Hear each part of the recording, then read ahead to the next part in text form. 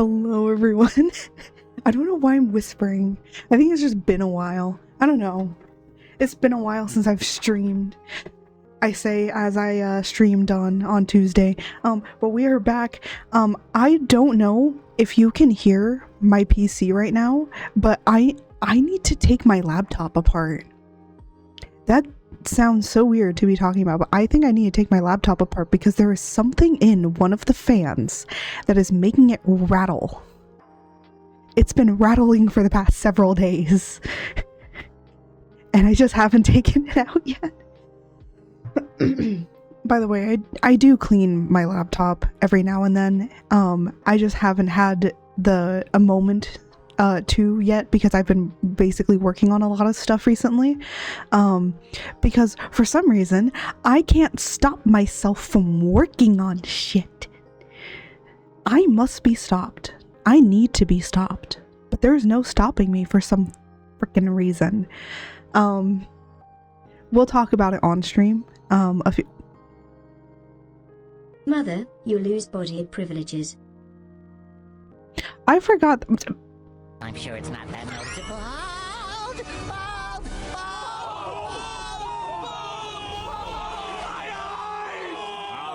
All right. I missed streaming. I missed it so much.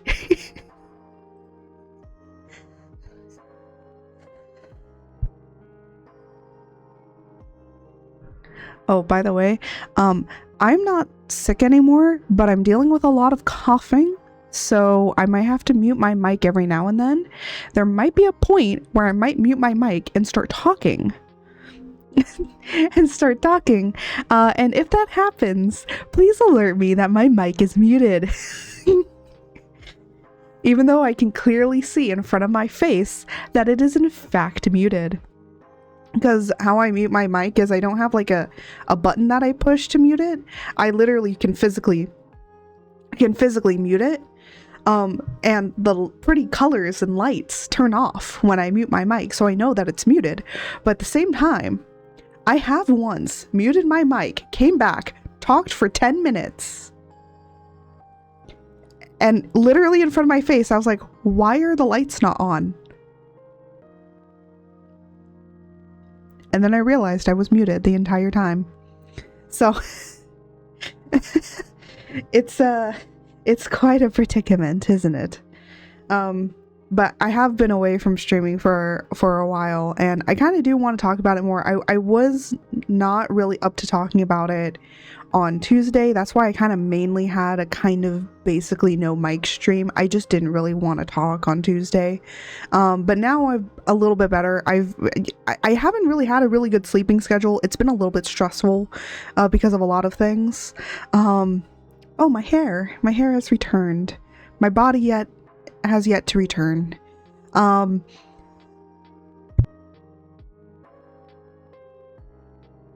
gonna grab a cough drop over here. I'm gonna grab it, but I'm not gonna have it yet. I'm just gonna put it in my pocket because I'm wearing like a nice warm cardigan. It is cold. It is going to rain. I hope it rains. Because for those that don't know, I live not close, but close enough. I could see the fire. I could see hell on earth just coming over certain mountains around us. And I kind of wish I took a picture, because I think the picture would just fill you with such a sense of fear, and definitely dread as well. It's literally a scene from Fallout. I'm like, I've never played any of the Fallout series, but I think that I can attest that it definitely did look like a nuclear bomb had just gone off, and we were literally seeing at night, because it was night when we so I'm gonna restart from the beginning. So for those that don't know, literally several weeks ago, which was like literally the second week of January, a fire had broken out on Tuesday, which was the Palisade fire. The Palisade fire, along with a lot of winds, got a lot of people's houses and businesses as well. There was one particular business that I had actually gone to that had some really good food, and it was like a really well-known local place. Like it was local, but it was also just really well known. And I have been there before, and it was really good. I guess I can say what it is. Duke's. You can look it up. It's named after the surfer, like the very popular surfer. And you know, it was a great place. It was a great place. It's right there on the beach, and it's gone. My mom like told me the other day, and they were like talking about all the aftermath, and they were saying that it's gone.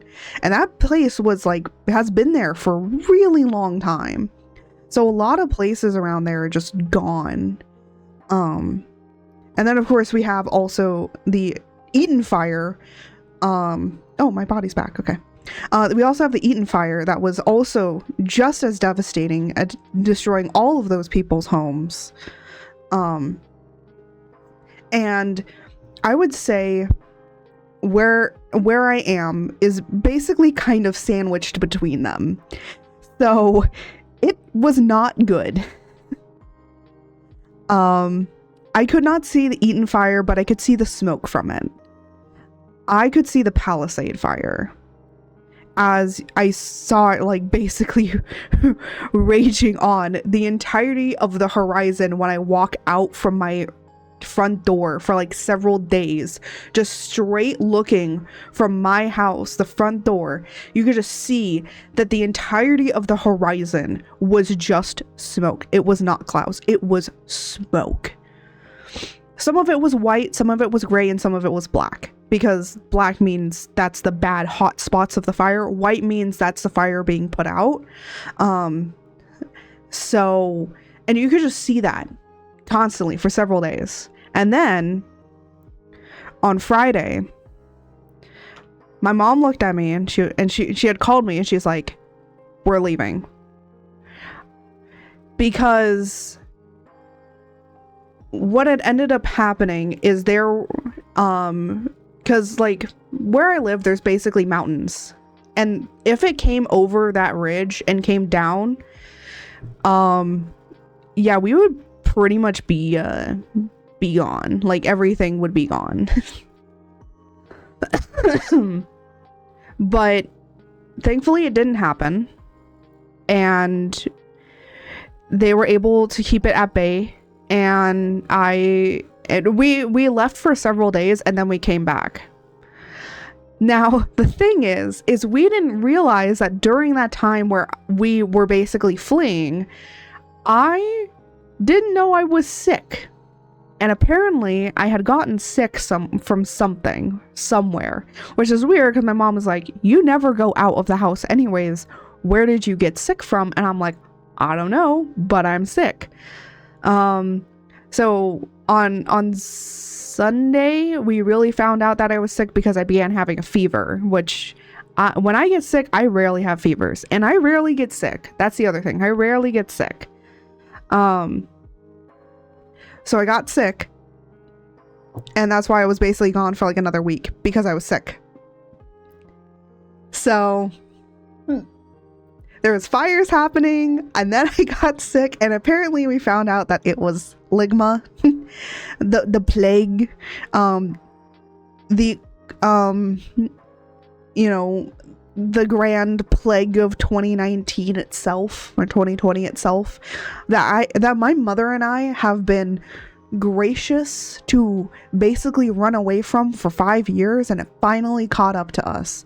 And my mom, now I didn't test myself, because by the time that you're supposed to take a test, it was way past the date for me to be able to be tested. My mother tested, however, and it was positive that it was that, and her and I both had the same like way of how it played out. So I was like, yeah, no, 100% you and I both had it.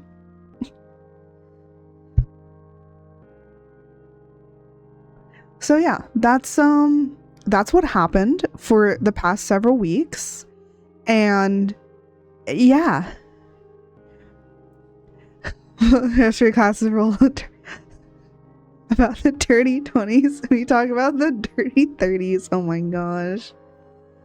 Oh my gosh. Yeah, there's like so much stuff that's happening. There's also a lot of other things, but I'm not a political person. I want, I think that other people are talking about way better stuff, They're doing way better things talking about that. And I just want to be a goofy guy on the internet. That's how I want to be for right now.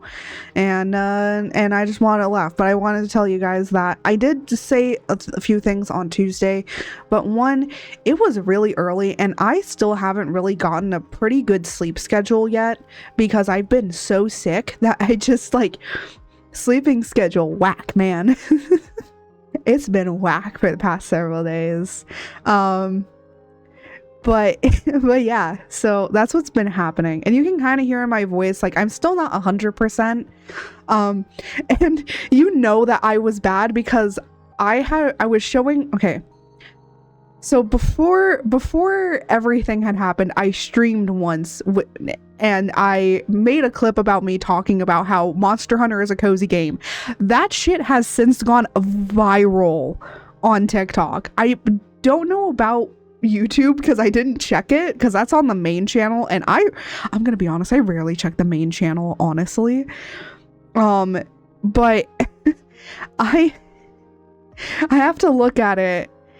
I do wonder if it has gone a little viral there. I wouldn't be surprised, but TikTok, it's like 30,000 views, like over 3,000 likes. I'm like, what the heck is happening here? So many shares of it too, about me talking about how Monster Hunter is a cozy game. And I'm gonna be honest, a lot of people apparently agreed with me. Some people were like kind of not agreeing in some way. Like they were like, it was funny. Everything about it was funny, and I freaking love it. I freaking love the community of Monster Hunter on TikTok. It's just great. I love it.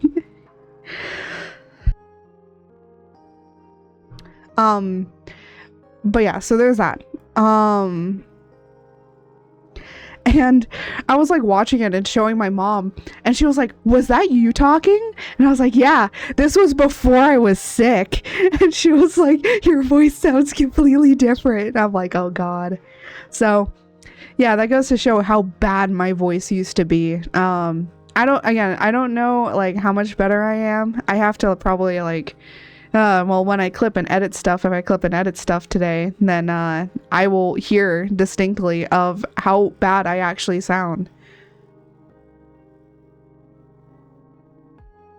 I am so glad that you guys cannot hear my freaking laptop right now, because that thing, I don't know what's happening with it. There's something in one of the fans. There's something caught in one of the fans, and it's being all weird because it's making weird ass sounds. And I have opened up my laptop before, and but the reason I haven't been opening it up is because it has been really windy again, and I'm like, I don't want to open it because static electricity. But now it's like rainy and not really windy, so I'm like, today's the perfect day. Well, maybe today or tomorrow. Who knows? Who knows? Anyways, I'm gonna switch over to art.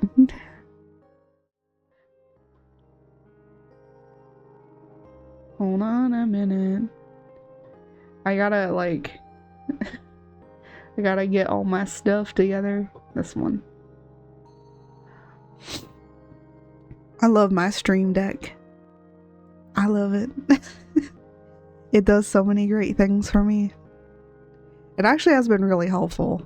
You know what? Just out of curiosity, I'm gonna go over to YouTube, and I'm gonna switch over to my main account. Oh my god.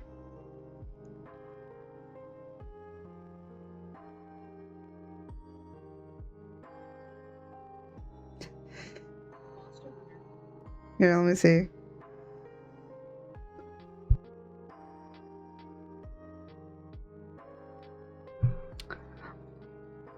Yeah, you know what? Not too bad.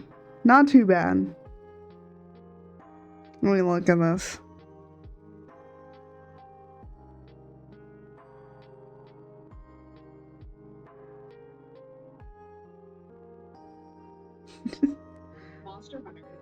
So, on my main, oh my gosh, I don't want to be on my main. On my main, apparently, I got 500 views on it. Which, honestly, okay, how YouTube Shorts works, honestly, compared to TikTok, is TikTok, you can get into like the 200 viewer jail, right? But if you can get on YouTube into the 500 viewer jail, that's pretty decent, honestly. YouTube Shorts and TikTok, from what I've noticed for the most part, are pretty similar to each other. They're not completely different. I would say like TikTok has a lot more like news stuff and sometimes political things for the most part. But YouTube Shorts focuses more on fun entertainment from what I've noticed. I've had time to literally like look through this stuff because I've been sick and there's nothing else I can do.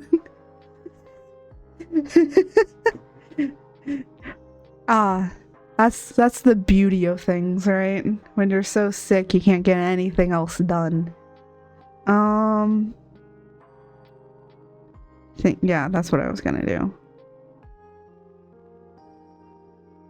Let me see.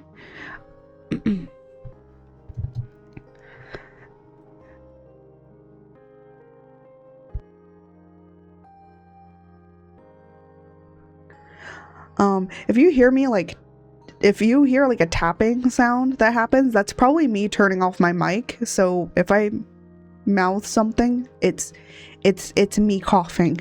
Don't worry about it. It's okay. It's okay. I'm fine. I'm good. I'm good. We Gucci out here.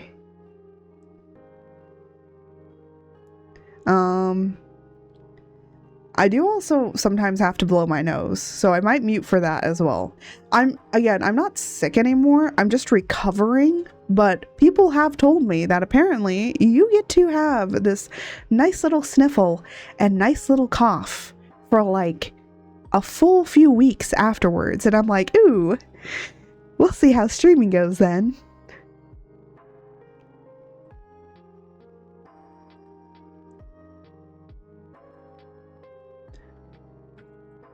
Because honestly, I have no idea how this is gonna go. Why did I sound like the Christmas? I don't know why. Why is it the only sounds that sometimes I imitate is the Christmas poo? Like, out of everything, the Christmas poo. That's what I must imitate. Southern Belle? You think that I'm a Southern Belle? This is a Southern Belle accent, where you act all nice and sweet and kind, but there is still some vitriol in your voice when you get mad. You know, should I actually have an accent, be a Southern Belle type? I feel like that would be way too much effort. I'm too chaotic to keep it like this. I don't think it fits me well. I think some people it fits them. I don't think I'm a person that it fits well. You know, this is why I should probably go into voice acting. I can do accents really well. Just give me some time and I can do it. I can do a lot of Southern accents pretty well. Do you want to know why? Do you want to know why I can do so many Southern accents so well? I'm gonna... This is gonna be so funny. Okay, the reasons I can do accents so well. One, I watched way too much Say Yes to the Dress Atlanta. That's why I have the Southern Belle. That's why I know what the Southern Belle accent sounds like. I listened to way too much of that. And then my British accent, I watched way too much Doctor Who. And then my Texas twang accent, well, that's because I'm from Texas. So that's why I have such interesting accents. Because for some reason, no matter what, it's just all a combination of because I came from different places.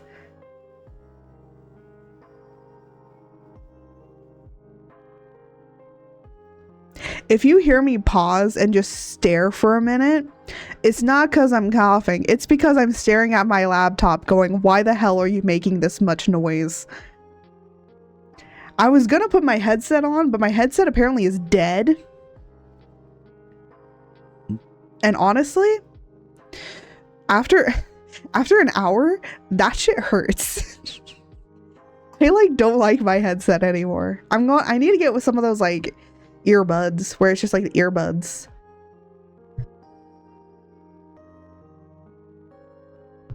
A lot of people have said though that the earbuds kind of sometimes are like not good or something. I don't know. They're like saying like it wasn't like good, and I was like, what do you mean it's like not good? Oh, what is this? Oh, we're gonna must go be free, do crimes, legal crimes, not, well, if it's a crime then it's not legal.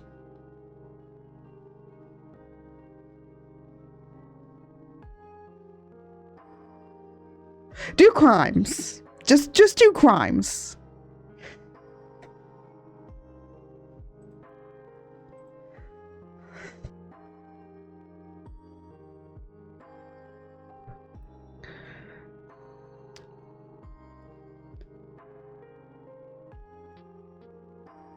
I don't know what more I was gonna say, but okay.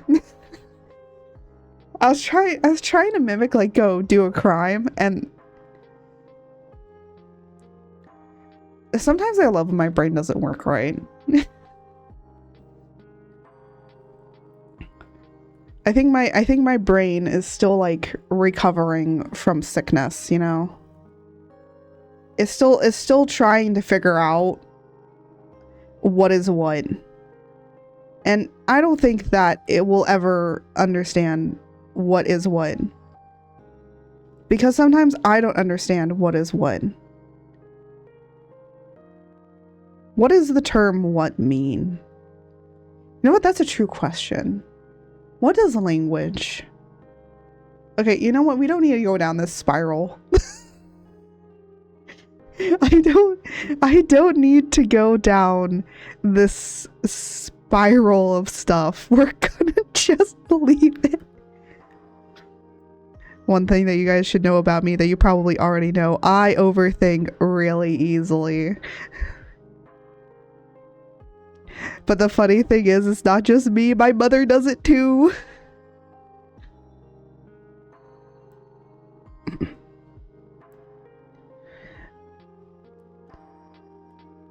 My mother, I don't think that my mom does it as extremely as I do, but her and I both have definitely really bad anxiety.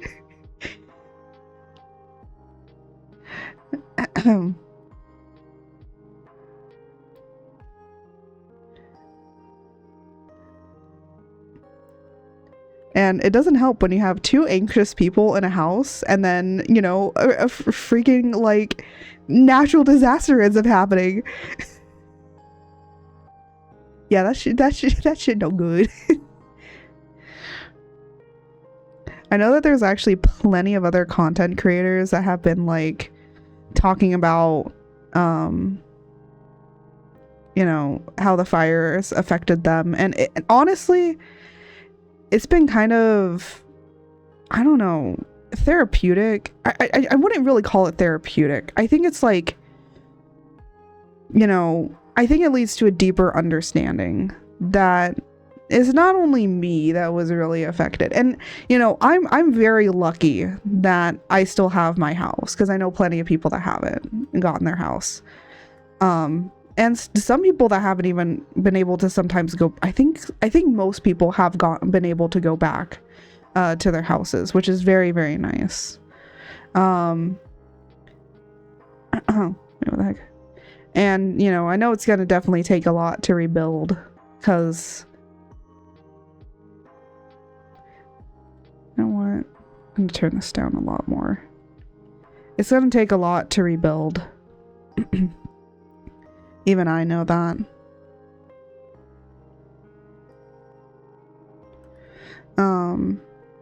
But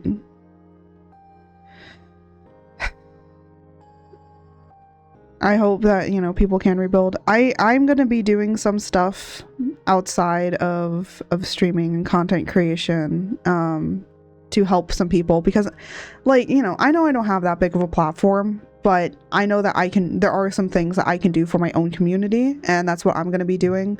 Because we have a lot of things in the house that we just don't use anymore, that are not dirty, or like, oh well, this is just trash stuff, we're gonna throw it out anyways. No. It's like, these are good things. These are like very nice, still well kept, like clothes or other, I think we even have shoes. So we're gonna be just cleaning up what we can and dropping it off at donation centers that need it.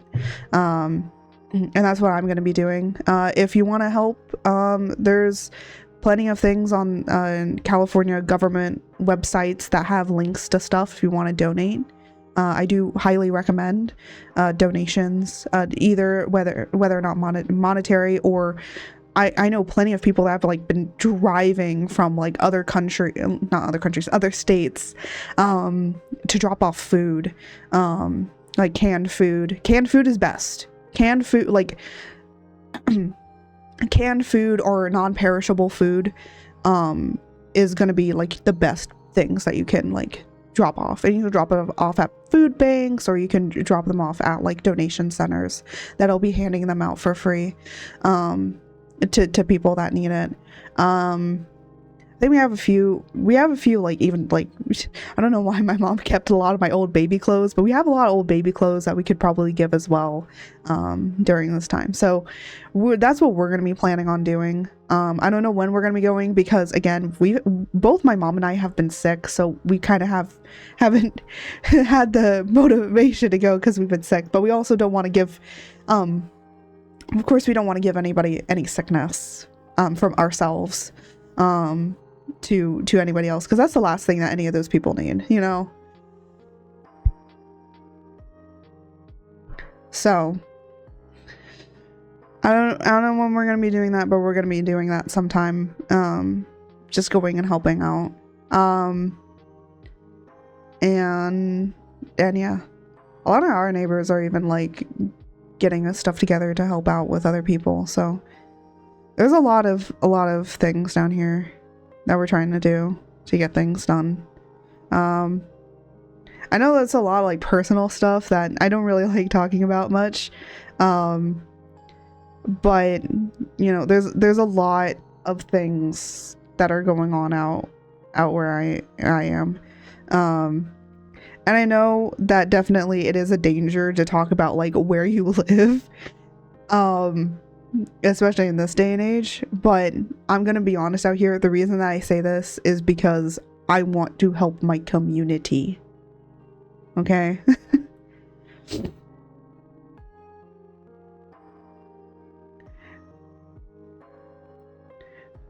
Because I am fortunate enough to be living where I am, which is very far away from a lot of places that can be affected by this. And now we're getting rain, and there now is worry of mudslides, and I'm like, that's the last thing these people need. If I was definitely in a much better position, I probably would actually be going out there and helping set up sandbags. But unfortunately, one, sick, and unfortunately I can't do a lot of exercising because I have really bad asthma. And yes, you can train it out, you know, But you gotta work at that for a really long time to get that to where it needs to be. But if I can at least give, you know, other stuff, then that's what I'm gonna do. And I know some VTubers, because I saw it on X, that some people have unfortunately lost their houses. And I hope with them and their communities that they're able to come back and be able to do what they need to do, you know? It's not great, you know?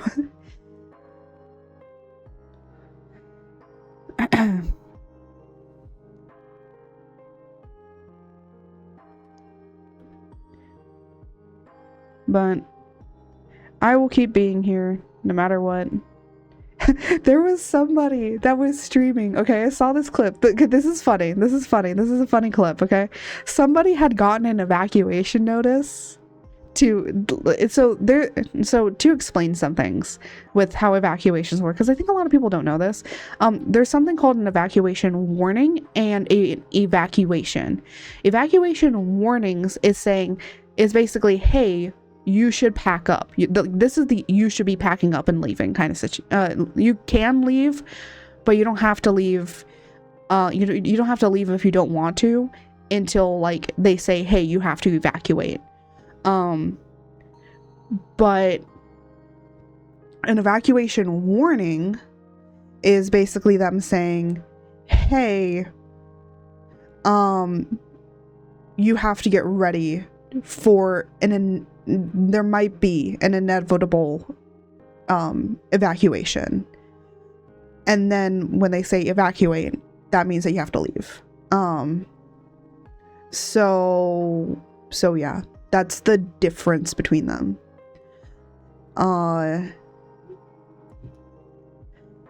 Because I think maybe some people might not know that, or you know, maybe just don't know those little itty bitty things, or you know, because especially with people that aren't within fire zones and stuff, it's like kind of not a really, I think, well-known thing. I think most people, like, you know, when they're in, I'm like trying to think of like who would understand this, and I think there are some places that can. But basically our evacuations are kind of like how out in like tornado alleys or wherever tornadoes are, how they have the big sirens. That's basically what we have. Those are what like the evacuation warnings are. It's like the sirens turning on before the tornado hits down. Or sometimes they put an evacuation warning and then literally the next second it's like, hey, you gotta evacuate, because that's how fast that fire moves, especially with the wind. And yeah, wind and fire is not good together.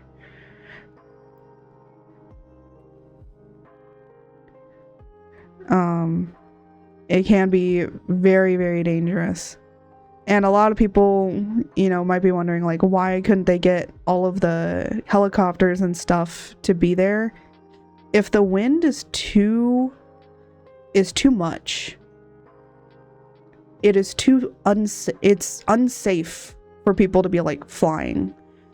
So sometimes if it's really, really windy, they'll shut down airports because it's too windy to take off and land, because it's unsafe. Because it would just push that plane around like nothing, like it's a toy, you know. It would just push it around. So that's why a lot of stuff was like really bad. But you know, they tried to do what they could with what they had, which was not a lot, but they did it. And a lot of people, you know, are probably going to be able to rebuild. I hope that they rebuild soon, or start rebuilding soon. But they have to wait now until after the rain, because they need to know like how bad this rain is going to be and if it's going to actually create mudslides. And honestly, the rain coming right after all this fire is also not good, because it could wash away anything that's left. So any of like the house foundation, because like if the foundation is still there, like you know, that's a little bit cheaper to rebuild compared to rebuilding the entire thing.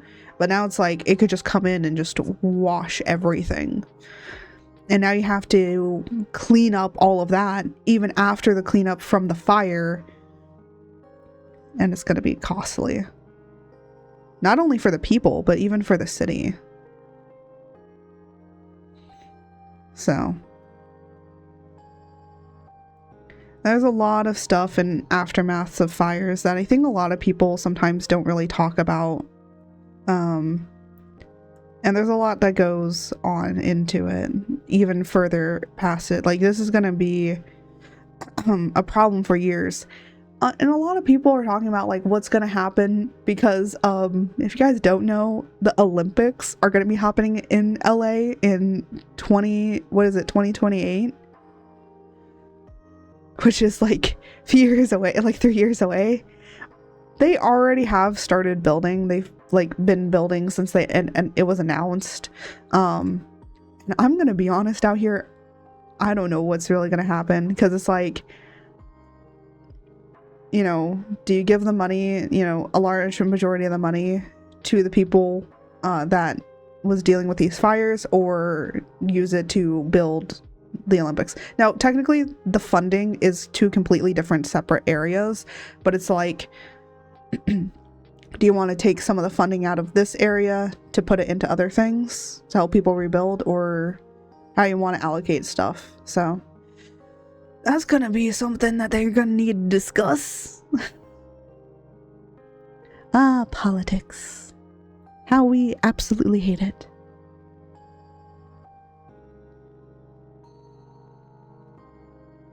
That's why I don't like talking politics, because I'm gonna be honest, it's just like, it's confusing. People are confusing. You never know really what people want. I mean, you can get a guess of it, but at the end of the day, sometimes you don't really fully know.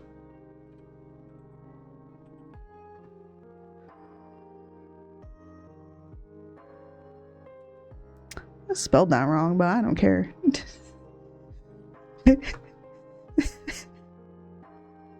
You don't want to know how I spelled that. Oh. Just realized something. You know what? I can pull up the current chapter and y'all can't see it.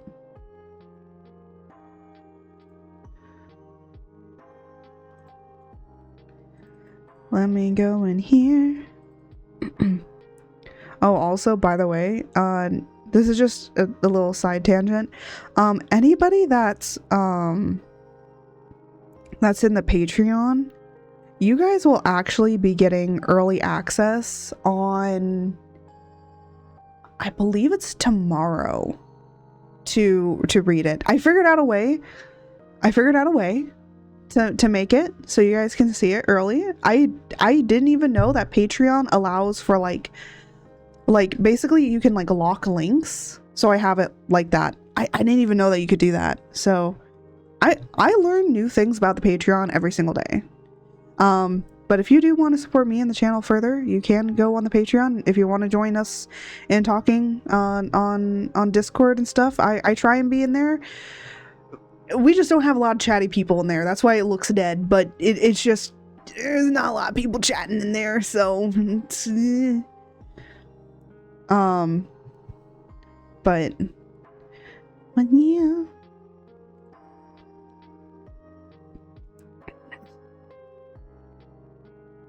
It's okay. But yeah, if you want to join anything, we have stuff. Alright. Oh, also, by the way, main channel now finally is able to have clickable links in the description. Finally. Yeah, I was like basically re-uploading stuff until like YouTube allowed me to have that, so then I can actually start making a lot more videos and actually like have them be videos on there, because I hate that YouTube does this now. I literally hate this. I literally do. I literally hate it. Also, a lot of people might be wondering like, why did you not just change your current channel to the main channel and have the other one be the VODs channel? Because I kind of wanted to start with a clean slate for the main channel, honestly. I didn't want to have like a bunch of backlogs of VODs and stuff like that, because like it wouldn't make sense for a main channel. It's like, why are there all these VODs on here? Some people do different things, and that's just kind of how I set it up, so yeah.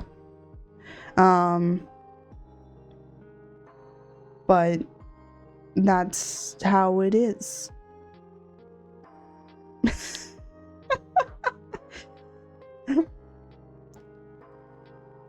It is what it is.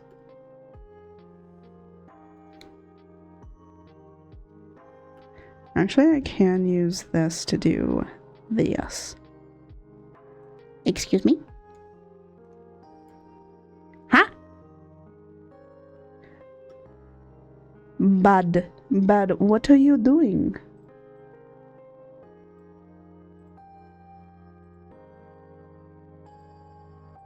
There. What the heck?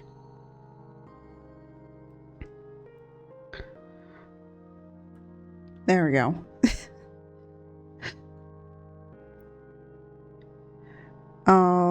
I guess spoiler, not spoiler, this chapter is going to be completely in black and white.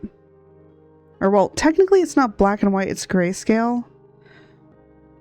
Which honestly, I really enjoyed doing. I really enjoyed making this comic in grayscale. But then I've gone back to the colors and I'm like, and then I realized why I liked drawing the black and white over the colored.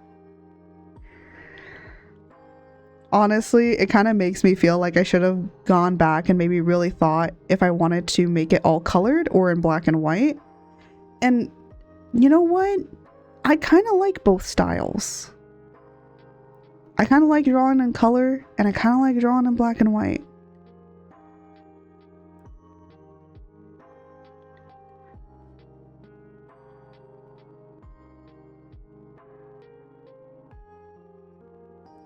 Kind of like both.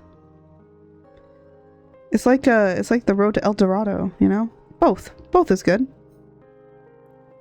You know what? I'm gonna do this, and then I'm gonna go back in and erase.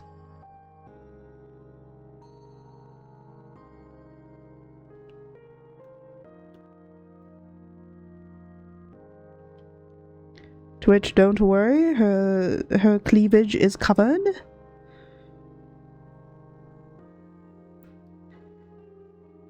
It's very covered. Oh, I forgot.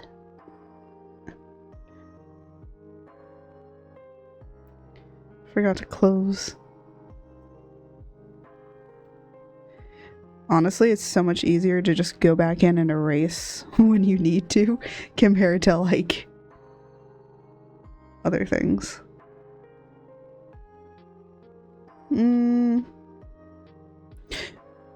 Because her eyes are closed, I might color her hair. Her hair is not colored in the actual chapter, but I'm gonna color it because her eyes are closed. Because I like taking like certain artistic liberties with some stuff.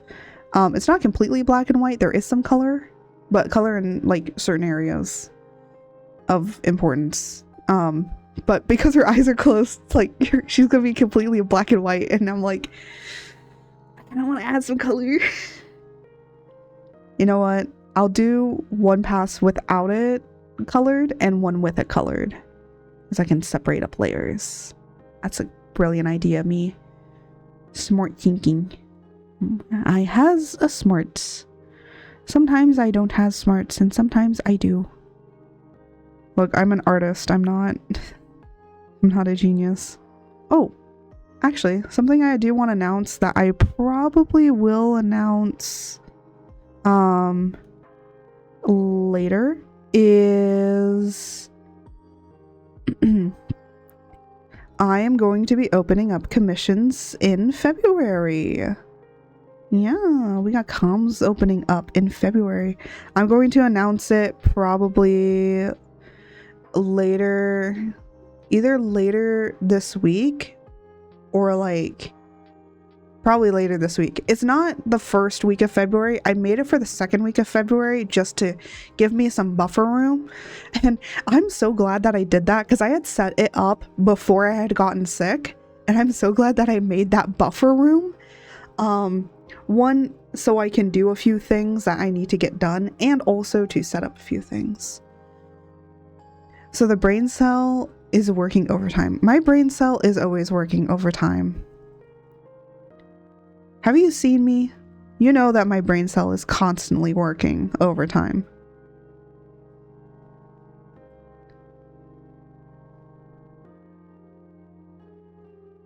Ba ba ba ba ba.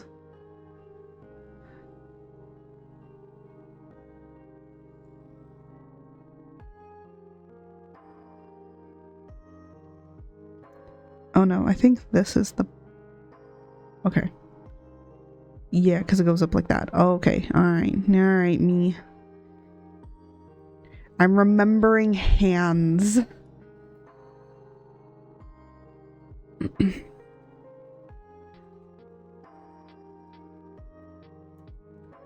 Oh, Matt, you said in the Discord that you wanted a lesson on blending, right? How doth one blend?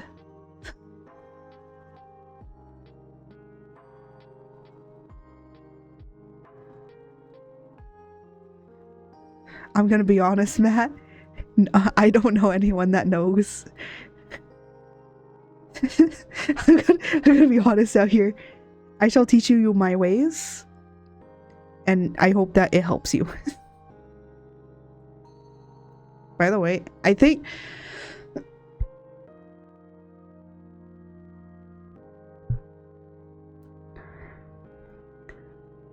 Seeing that's part I failed when I took my art class. I'm gonna be honest.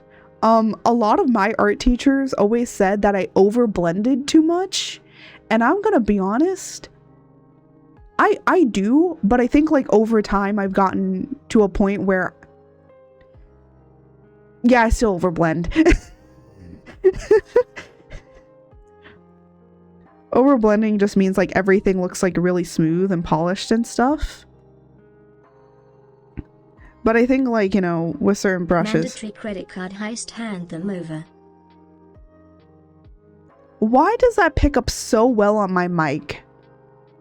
That's what I was gonna do.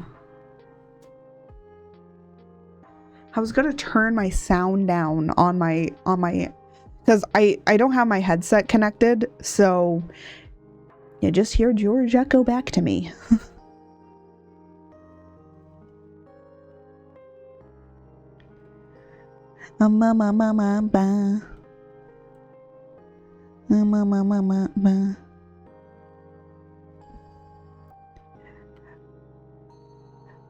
But yeah, a lot of my teachers said that I overblended. But then again, I was always doing like realistic work, because in realism, you know, there's like a lot of harsh shadows in certain areas.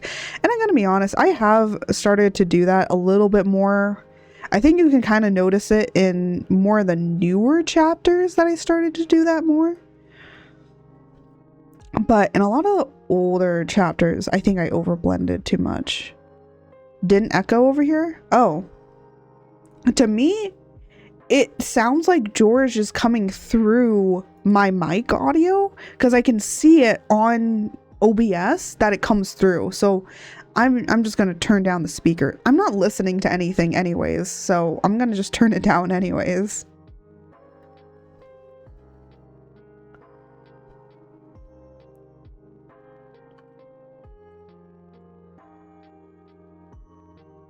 I do believe face was this.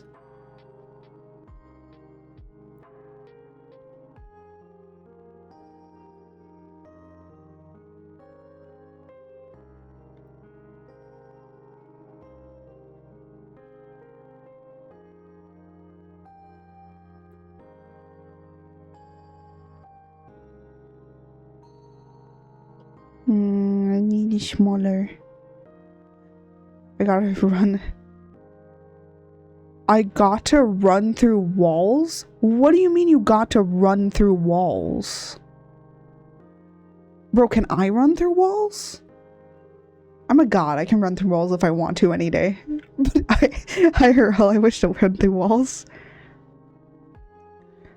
Honestly, at one day, I want to actually go to one of those rage rooms.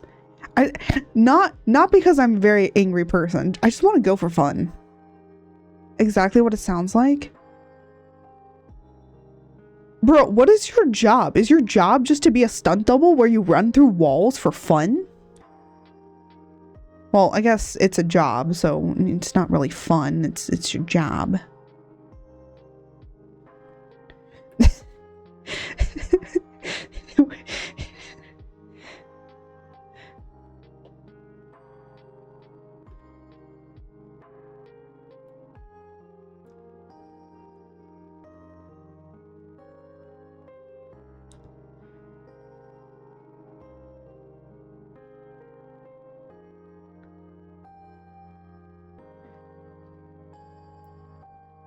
I don't know why I immediately thought like that you were just a stunt double.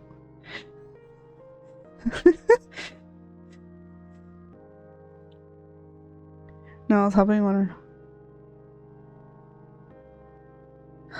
Oh, I understand now.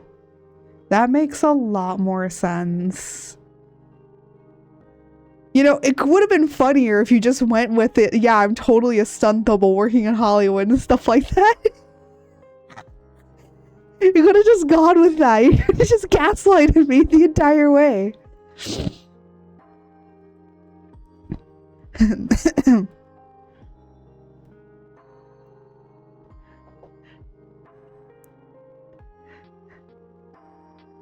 But I did the stuntman fail.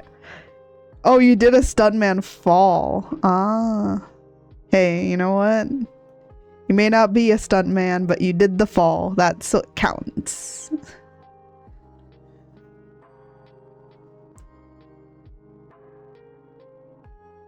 You know what? Honestly, I don't need this in like these.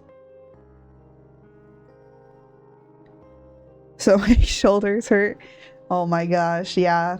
One time I did a dive into, well, actually, I fell into like a pool or like a pond. I fell into the pool and I fell like shoulder first. And honestly, ever since then, my shoulder has always been busted up. And a lot of people are like, your shoulder can't be that busted. Diving into the pool where the first thing that hit the water was your shoulder, yeah, the tension from the water is going to hurt you. It does. That's why divers learn to like disperse the tension so that then they don't get hurt. Like most of diving and learning to dive is how not to hurt yourself when you're diving into the water. Because, like, safety, my guys. It can hurt. It really hurts. If you've ever jumped into a pool and did a belly flop, that stuff hurts. What do you mean your shoulder randomly pops out of your socket? Okay, you need to have that looked at by a doctor. That is a doctor thing that needs to happen. Excuse me? Excuse me. Sir, that is not normal.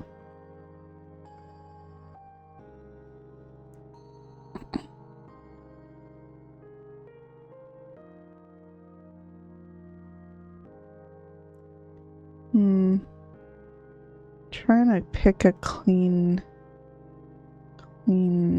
There we go. I think that's like the cleanest. Okay, so this I believe is this color.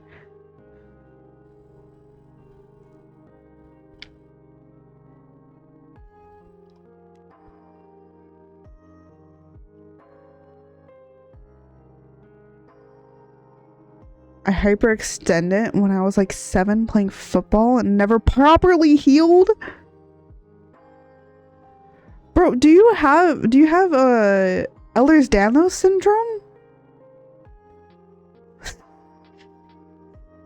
By the way, for those that don't know what Ehlers-Danlos syndrome is, it basically is where your body or your joints hyperextend themselves past the point of certain things, and basically that's no good. That is no good. You know, you should maybe think about getting that checked too. Because if you could just easily, like, you know, pop it in and out because of like hyperextension, if you can constantly hyperextend your stuff past the point of where they should be, yeah, you could possibly have Ehlers-Danlos syndrome, but there's some people that just have hypermobility. But having hypermobility is not a good thing. Because it sounds really good on the outside. It's really bad on the inside. Because basically what Ehlers-Danlos syndrome does is it like erodes your joints. It's only my shoulder. Oh, then you probably don't have it. But it just like slowly erodes the ability of you to be able to move correctly. So a lot of people, once they hit their 30s with Ehlers-Danlos syndrome, or at least even in their 20s, they start like feeling like an old lady or something, or an old person, because they can't move very well. So yeah, Ehlers-Danlos syndrome, check it out. Now, it's not something that can be treated, but, well, it can be treated, but there's no, like, cure. You're just gonna have to live with it. But there is a lot of treatments. I know it because I was looking into a possibility of having it, but it seems that maybe I might not. Which is good. I'm just apparently very prone to other things. I don't know.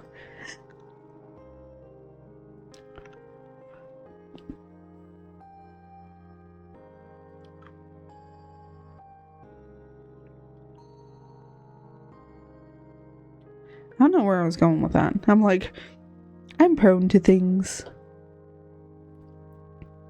You know what? My mom said that I was being a drama queen when I was sick. Then I had a fever and I was like, am I a drama queen now, mother?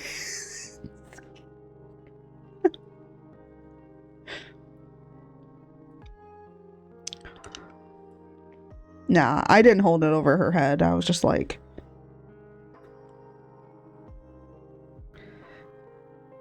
it's just more really funny.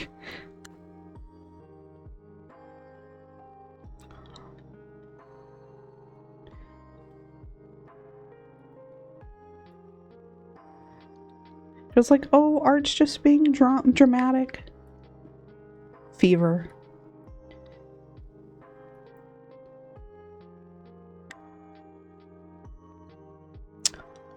Oh my god.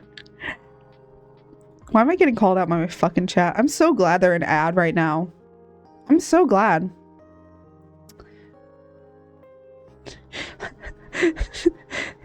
They get a timeout for saying that. Okay.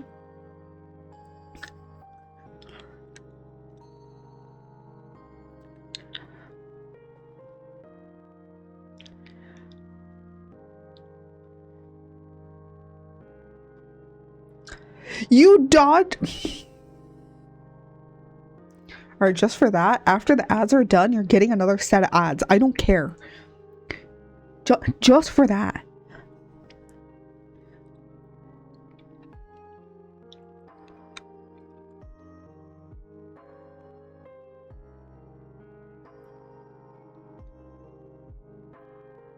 Actually, out of curiosity, Matt, what time is it where you are? Like, out of curiosity.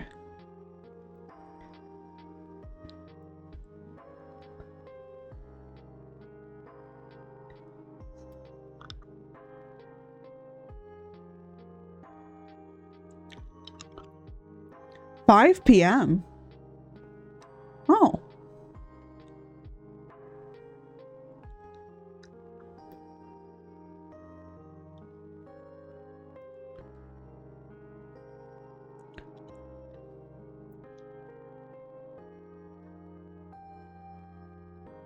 I don't know why I thought that it was like like you were further ahead of me.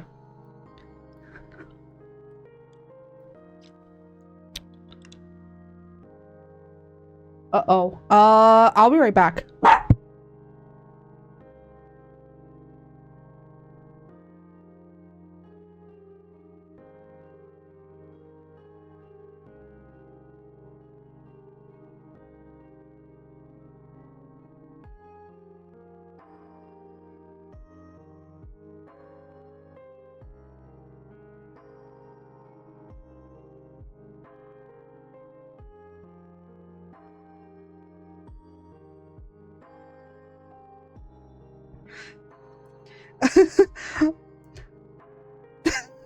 Mama Art was doing something and all of a sudden I hear a big bang from where she was, so I went to go check on her.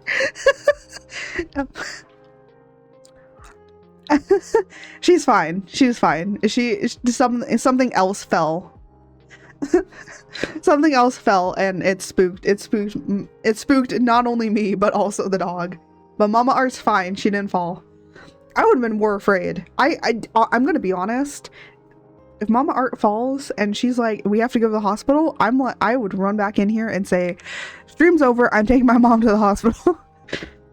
I actually have had to do that once before.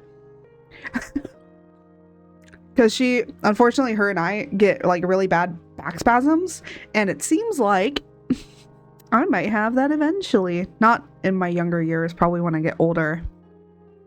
I will have very, very bad back pain, even further than I do now, which is honestly not the best thing to think about, really. But that's what happens, you know? Symptom of getting older.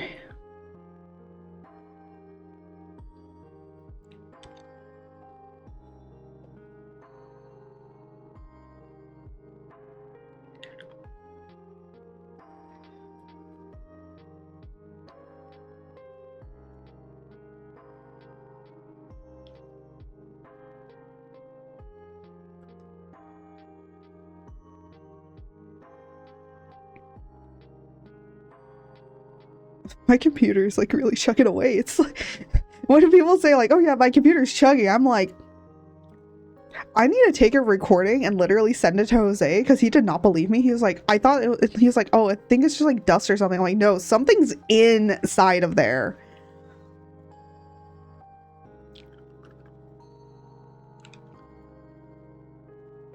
Because ain't no way that is just dust.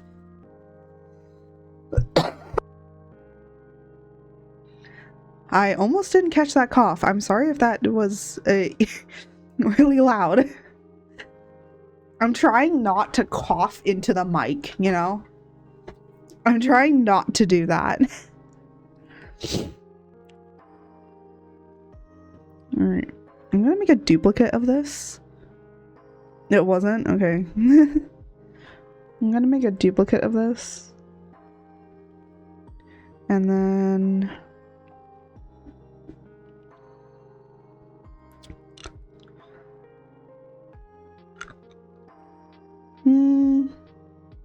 yeah, I don't really like that. I think I like it in the grayscale.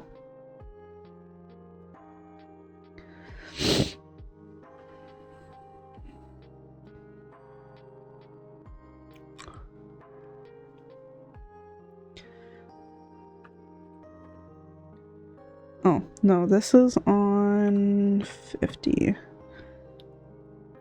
Actually, you know what's really funny is I'm gonna just like put a little thing that I've been doing in the comic that I don't know if anyone has noticed. Art's hair is not correct. The color's not right. Normally, it's this color, but in the comic, it's that color. It's different, but there's a reason. There is a reason, and it will change to the correct color soon. I say soon, but it's just a few chapters out. When I say soon, it's like wait about like 10 more chapters, it'll be there.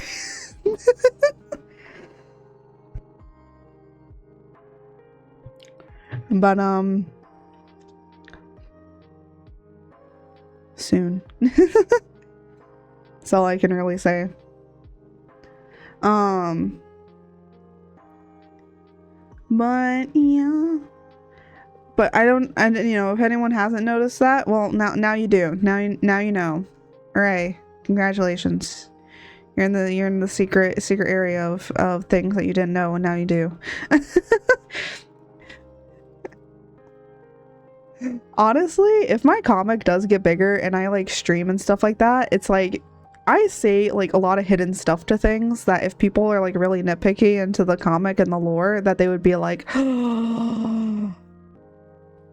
maybe if we bug her enough, she'll give us more answers. And it's like, I probably will. Because I probably will. Which is not good because it might be spoilers. I mean, the hair thing isn't really that much of a spoiler. When you draw them, when they are both on screen, I do raise an eyebrow, but I just let it slide because I thought it was just different shading. No, it's a purposeful thing. Yeah, it's purposeful. So, actually, funny enough, originally what I had it at was to be 100% in this, but then I kind of started drawing art a little bit more, and I actually liked having the gradation at 80% to kind of make that purple come through underneath. But then I was drawing the comic, and then I was like, I kind of don't want her hair to be that vibrant, or at least not yet. And then I had this brilliant idea in my head that it gets darker later. So it gets darker because actually, funny enough, my natural hair color used to be really, really a bright color, and now it's like really dark. And for those that want to know what kind of hair color I actually do have in real life, it is extremely dirty blonde. And I say extremely dirty blonde because I was born blonde, and over time it just had darker and darker undertones.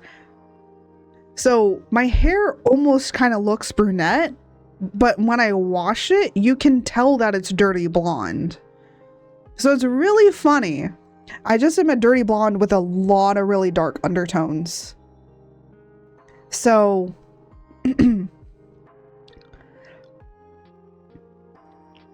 so yeah.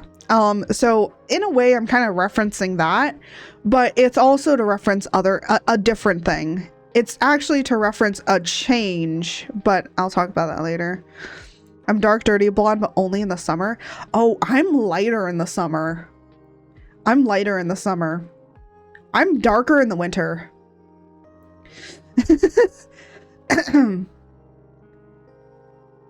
Because in the summer I get like I sometimes get a little bit more sun, and so that kind of like technically bleaches the hair a little bit, but I usually don't go out without a hat on.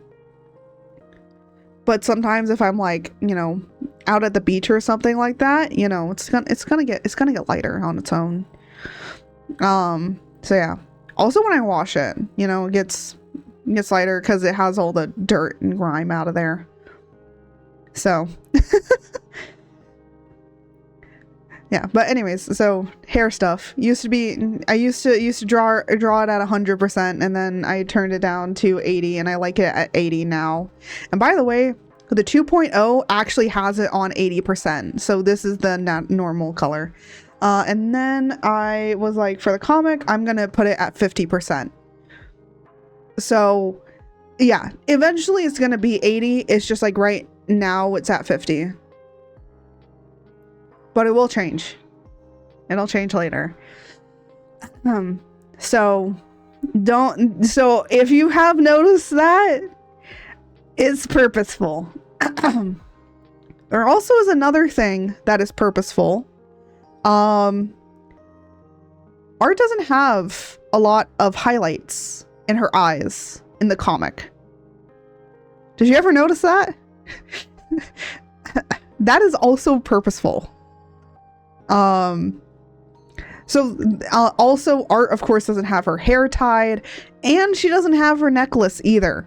All of those are purposeful, because I feel like some people are probably going to go into the comic reading and being like, hold on a minute, this is supposed to be your lore comic. Where's all your, like, where are all these things that are important to your design that are not here? It is all purposeful. They will come eventually. Just wait. Again, thought differently shaded. Yeah, I will say that there has been a difference in shading in the comic compared to how I normally shade a piece. But now it's at the, you know, now that I have like a backlog of like 2 chapters ahead, I'm able to actually render them based on how I normally draw. So it's still a little bit faster. It's a little bit faster than what I normally do, but yeah. Actually, I'm rendering the last page of chapter 6. I was gonna try and get chapter 6 and chapter 7 done this month, but a lot of things happened and I got sick, so I was like, you know what? Screw it. I'm just gonna try and finish this month, like chapter 6 this month. And then next month I'm like, just get chapter 7 done. Just get it done. Then you can work on, you know, the next chapter, next chapter, next chapter. If I can at least get 1 chapter a month done, I'm probably gonna be fine.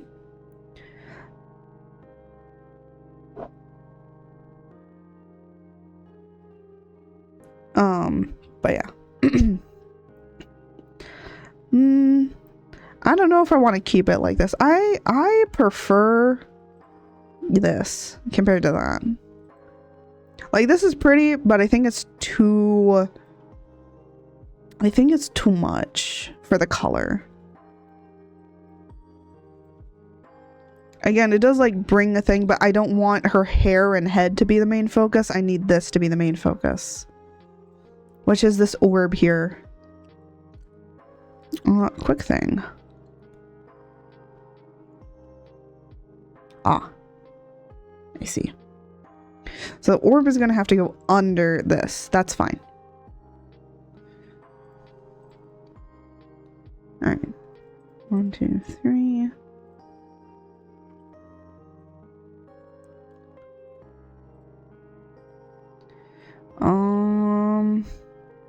I'm literally blanking on how I rendered this stuff.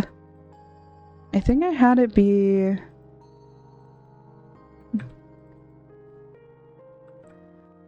that.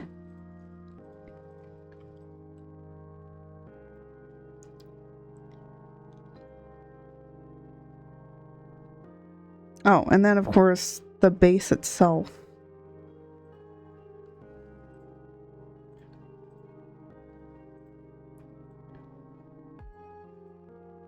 Well, the funny thing is I could probably do this, because this is on top. Yeah. Let me go to black and white. Oh, I have... Okay, interesting. So I have that one, that one, that one, and that one. Yeah, because I forgot that there's also white. It's okay.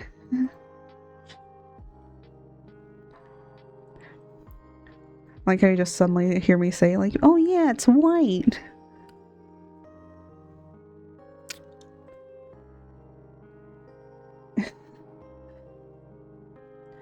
So it's this one that's first.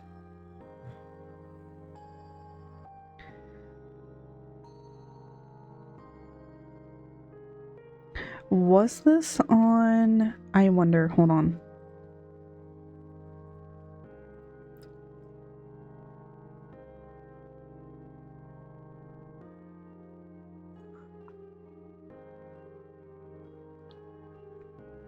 Hey, hold on a minute. What you doing here? Yeah, I can't do that. Wait, what the frick?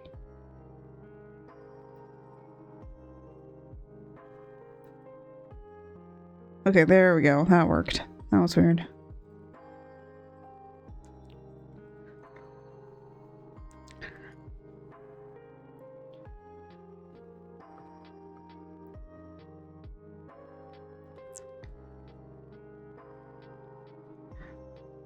But now that I'm rendering, you'll be able to see how I blend.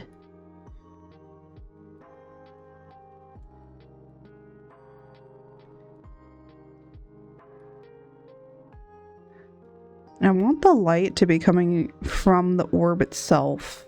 So actually, this is incorrect.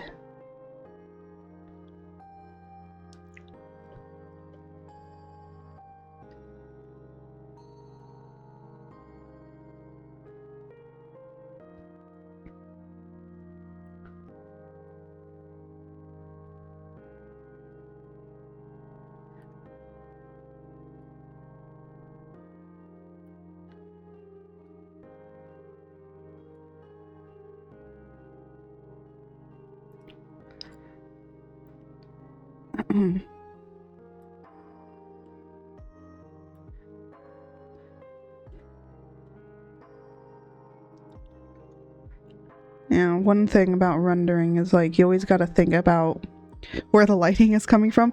Oh my gosh, I've been rendering chapter 6 and chapter 6 has been kind of a little bit difficult to render. Not because rendering is hard, but because I'm trying to like think about like where specifically is the light coming from. And I had to remember like geographically how the light because the one issue about this particular chapter is it all happens in a day.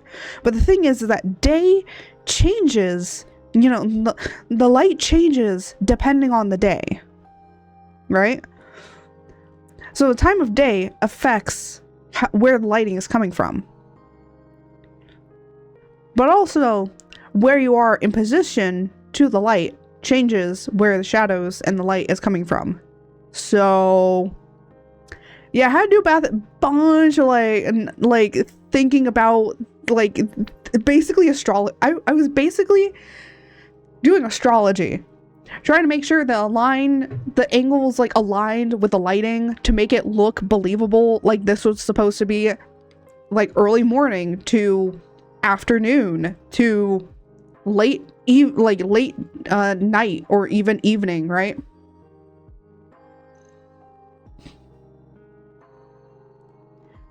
It made it so much more harder like to think about it. And you know, I think a lot of people when they draw like comics and stuff like that, they're just like, oh well, it doesn't really matter, like, you know. I'm like, it does to me,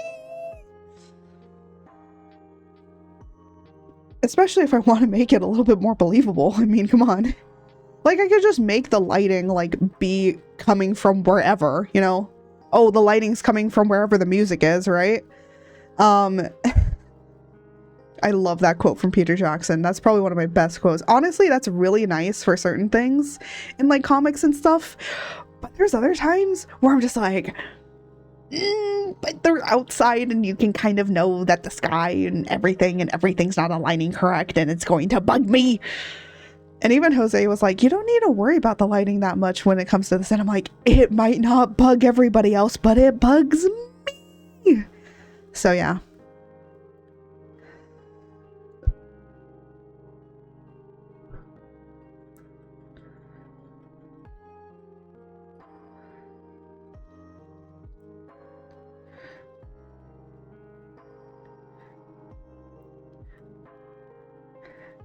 So if you ever want to know kind of the artistic kind of person I am, apparently very, very anal about where the light comes from. It's funny because it's only for my comic. I don't care if it's other comics. I don't care about it in other comics. It's just mine. It's just mine that I care about for some reason. And I know nobody cares, but I care. And for the people that do care, I guess I did it for them too.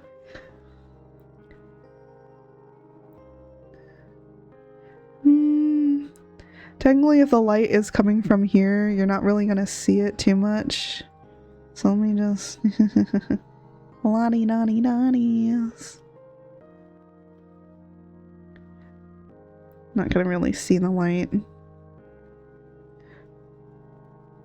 One thing about lighting.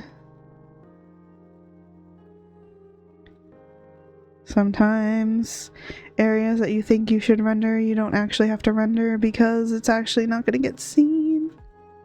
Oh, well, no, that's not true, but like... sometimes where you think you're supposed to render is actually not a place that you need to render because it's not gonna get lit that way. Technically, actually, this part isn't gonna get seen.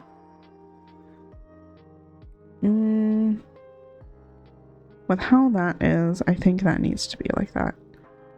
Save. Is that a Kiwa I see? Telling me to save my work? Thank you, Kiwa.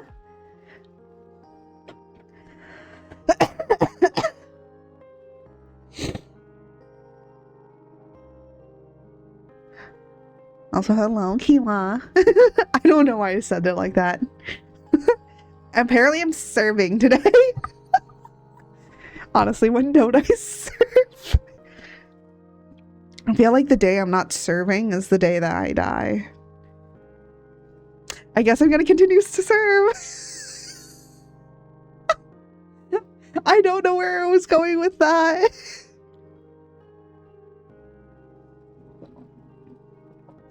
Yeah. Look. I'm always here to serve. Serve to slay. Hello, Pepperino. Come here. Come here, Pepperinos. My puppy. My puppy wuppy. Okay. I don't know how, but I got her. Okay, so I've been trying to teach my dog, who is literally like almost like 9 years old right now. I've been trying to teach her how to howl. She doesn't howl. I'm glad she doesn't howl. But it's so funny that if I had a nickel, for every time that I was trying to get a dog to howl, I would have 2 nickels. Because the only time that my first ever dog, Rosie, was able to howl, she only howled once. Or like for this one particular scene. And you want to know what it was? It was a scene in Mighty Joe Young, which is an old movie. And I will admit, it's definitely old compared to a lot of movies, okay? Mighty Joe Young. And it's where Mighty Joe sits, who's this like giant gorilla, like we're talking like almost the size of King Kong here, right? Is a giant gorilla that ends up sitting on a police car, like chilling out, sitting on a police car in the middle of like Manhattan. And that scene with the police car was the only time that my first dog, Rosie, ever howled. She never ever howled outside of that one scene in that one movie. No other movies did she ever do that with. Or when there was an actual like police alarm going on, or police car going off or anything like that. Like, no, none of those. Only that car scene in Mighty Joe Young for some reason. This one, my little munch, my little fluffkins, does not know how to howl. She has never howled before.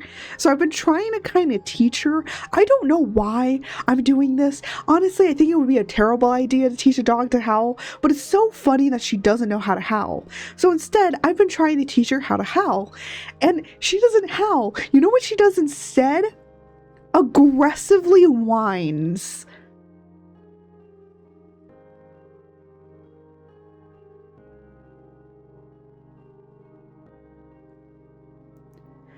like a little puppy. She aggressively whines. So she doesn't howl, she just aggressively whines. And one day, I hope I can get her to do it again, because it was the most adorablest thing that I've ever heard. Because you just hear this grown, me being this grown adult woman howling like a puppy dog, and this other dog, it's just aggressively whining. It is the stupidest thing I have ever heard. But yes, it did actually happen. Mwah. I love you, puppy. Wait,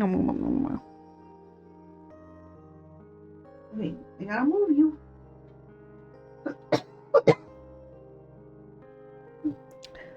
So yeah, that's the story of my doggos. Yeah, but I certainly would have 2 nickels, honestly.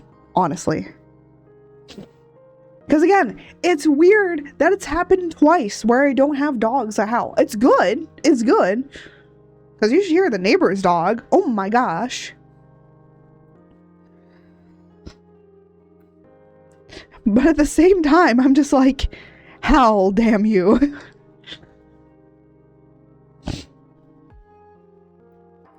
Wasn't recorded, didn't happen. I know, I need to record it one day. But the funny thing is do you want to know how I'm trying to make, do you want to know how this dog aggressively howls or aggressively whines? I have to say ooh woo to her. I just keep saying like ooh woo in the ooh woo voice over and over again, and she starts whining. So she whines for ooh woos.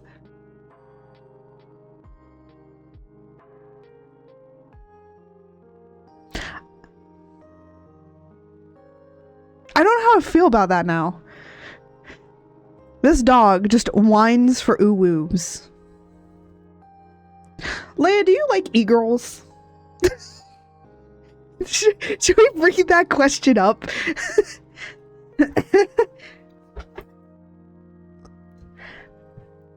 Okay, how I say the ooh woos is very not e-girly, I will say.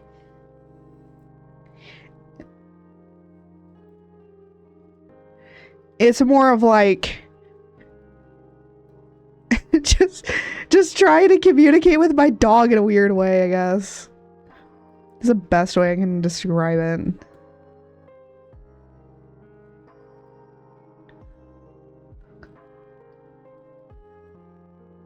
Look, certain techniques work differently, okay?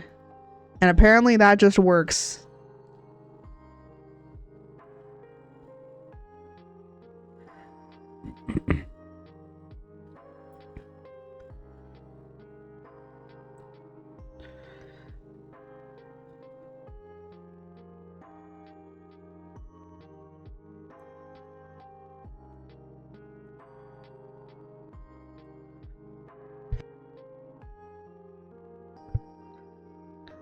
Getting a lot of my coughing back again.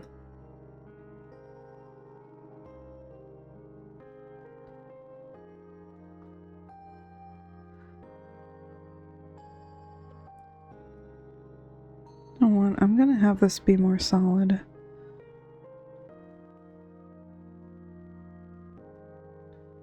Do that. There you go.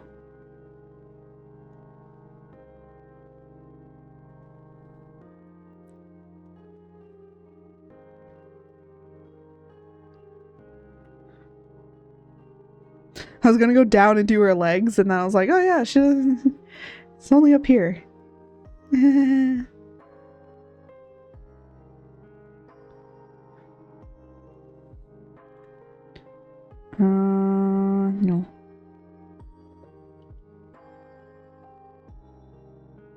Oh, I was gonna explain to you how I blend. So hold on a minute, let me...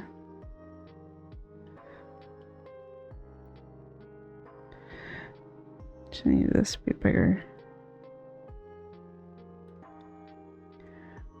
So I usually block out where the shadow shapes are gonna be. Because usually when you blend, you're just blending like shadows and stuff.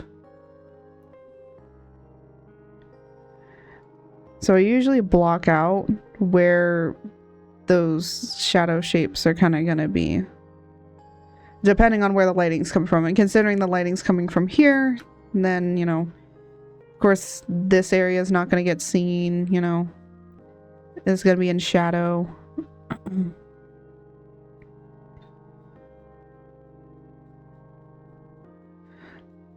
So you just kind of got to think about where certain things are going to be in shadow. Now, I'm just realizing that I don't think this is the correct color. Because... yeah, I don't think these are the correct colors. I'm going to actually backspace that. And just go over it with this. There we go. Because it was like blending in, the shadows were blending into the dress down here. And it's like, ooh, no, we don't want that. So I'm just going to use this instead. Which is the same color I used to render the first. So I'm just getting like the shadow shapes of where the darkest areas are going to be. Because this is like the... usually with black and white, it's like you have a medium, which is your base. And then you have kind of a little bit darker shading for like the middle stuff. And then you have, of course, a dark shadow.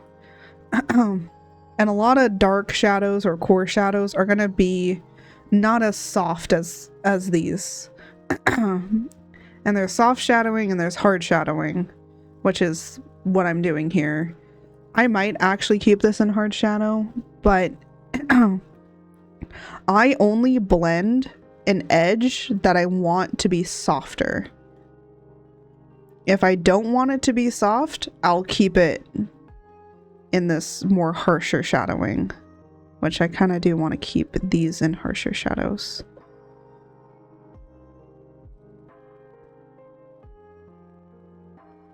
Yeah, this one I'll blend out a little bit. But harsher shadows just mean that you don't blend it. It's not a blendable one. But it gives it a much more like distinct feeling, like it's more carved out. And it depends on how you kind of want to go about shadowing certain things. And yeah, like I'm gonna kind of blend this out here a little bit. Might go back into this layer and blend this one out a little bit more. Just to give it some softness. But then, here, let's go up here and actually turn this layer off. So you can kind of see how that's going to render. I haven't done the highlighting yet, but you can kind of see how those core shadows, with it being harsher, definitely carves it out a lot more than if it's blended. So you don't have to blend as much as you think you do. I think like over time you just kind of have a way and you get used to it.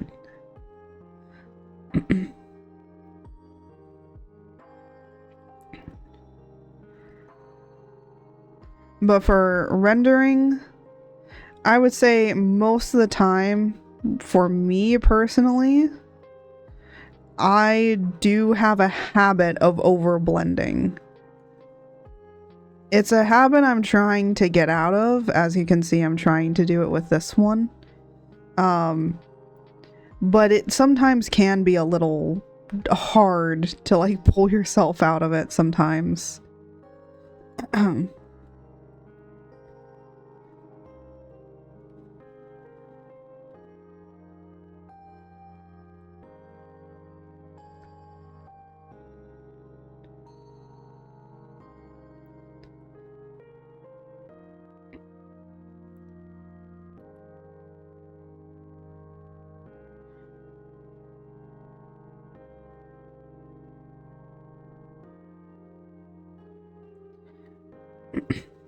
But one thing that you can do is you can keep like a harsh edge and a soft edge. by just blending one side of it. So sometimes when I'm doing like dresses, like let's say here, so sometimes what I'll do with like dresses and stuff, this isn't overlaid, but that's okay, is I'll do this with like a dress, and then I'll take the blend and I'll just blend one side of it, because then it makes it look like it has like a crease going right here. Now the blending brush that I use is not like a default blending brush, but you can do the same with a default blending brush. So like, you know what, I'm gonna do this with like default brushes. Here's with a default brush, not the one that I normally have. And then here's like the basic blend. This is a blur. This is a blur brush. This is just gonna blur the edge. This I would use if I was doing like metal, but if I wanted to look more like a cloth, I would use a blend brush. And I would always make sure to keep one side of it, especially with like drapery, keep one side of it harsh and blend the other side out. And as you can see, this is the default with Clip Studio. This is a default blur brush. You can also use this like finger brush, I think, to, if you kind of want to like elongate it out or something like that. Or if you want to make, I would say like this finger brush would be like really great for motion blur. If you want to like hand do motion blur, but there's other ways to do that. Or you could use it to kind of pull. I would say it's best for pulling something down if you want to pull these shadows down. So you don't want it to be as bad. You could like pull it down like that and then it looks a little bit better. Actually, this could probably work here too. Picking up a little bit of that highlight. You can kind of use this if you wanted to maybe make mountains and stuff, because if you pull it down like this, yeah, you can make mountains. That actually also looks good to make like a nice little flow. Oh, I should probably use this fingertip brush for things. It's actually not bad. Because yeah, that could work to make like a, so like let's say that you have like a crease that kind of like has 2 points here and you kind of want to make like certain things look like it's going like that. I mean, this would be great because then you could put this over here and then you could, you know, do your blend on this side, let's say. So it looks too creasy like that, and then you can kind of pull these two together. Just for smaller details, make it smaller. Yeah, you could do that. There you go. Ta-da! I've just like rendered. I love doing drapery, so it's like to me, it's super easy to render drapery. I don't know if you guys have noticed with a lot of my clothing and stuff that shit looks good because I've just gotten so used to rendering like clothes and stuff. Honestly, it's kind of like fucking laptop, you good, man? But yeah, I've just gotten like so used to rendering. But when it comes to like rendering a person, like rendering skin, you're gonna have to just be okay. What serious the art I've been stuck.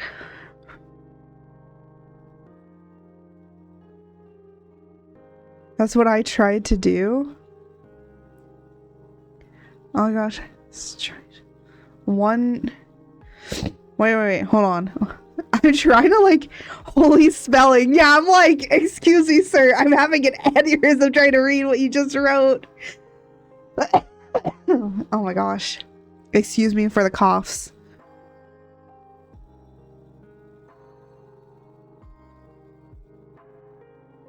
I'm going to open this PC up after stream. But yeah, rendering skin is kind of a little bit on a different level because you have to remember that for skin in particular, you can't, I would say this much. Drapery and clothing you can really blend it. Like most of the times, most drapery, most clothing doesn't really have that many harsh shadows. I tried it on one of the arts I've been stuck on for like a year. Oh, you tried the technique of the blending that I just told you? Yeah, see, it works really well. Like that, you know, keep this is like always how I have it. Keep one side of it harsh, blend the other side. Always have one side where it's harsh, unless you're trying to make it a harsh core shadow. If it's a harsh core shadow, don't touch it. I found a skin brush. There are a lot of skin brushes. I'm gonna be honest out here. Most of those brushes only work for that person's art. So I don't really use anybody else's brushes. Do you want to know the brushes I use? I use the default brush, and then I use Devotion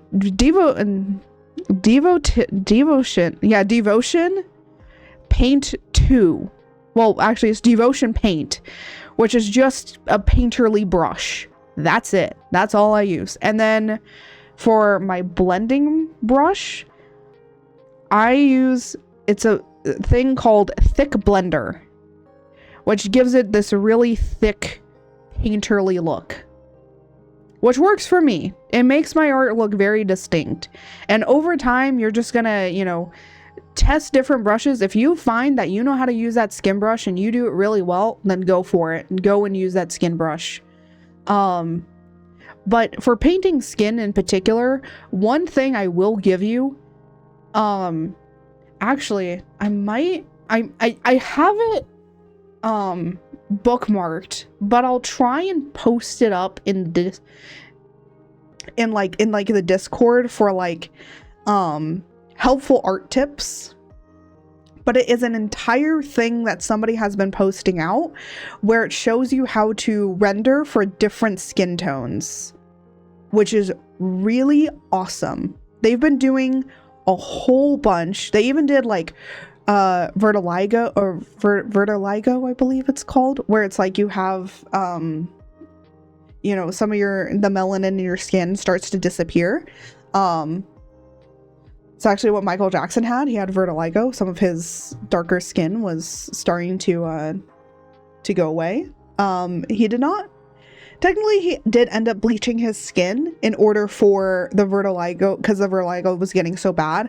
But you know how like some VTubers, especially like some cow VTubers, like have like some of their skin be dark and some of it be light? That's the vertiligo. And they were doing a lot of shades of different, like darker, variety of different darker skin tones, and like people were saying like, hey, could you go like even darker? And they're like, sure. And so they went darker. But it's really cool. They've been starting to do fantasy skin tones too. If I did bookmark a lot of them, so I'll try and post them up for people in the Discord, and I'll post a link to it so you guys can go and check out the artists themselves and support them, because they've been really awesome about doing that. And honestly, I might be using that. Goblin, I don't know. Here, let me look. I'm gonna look on X really quickly, or Twitter. I know a lot of people have been complaining about X and Twitter, but I'm gonna be honest. Unfortunately, there's a lot of things that are still on here. They have done goblin skin tones. Yeah, they did red. They did like a reddish pink, like going into a little bit of pink. They did pink. They did yellows. They did greens. They did like magenta pinks, purples, and also blues. And then if I scroll down a little bit more, yeah, I've been like bookmarking all of them.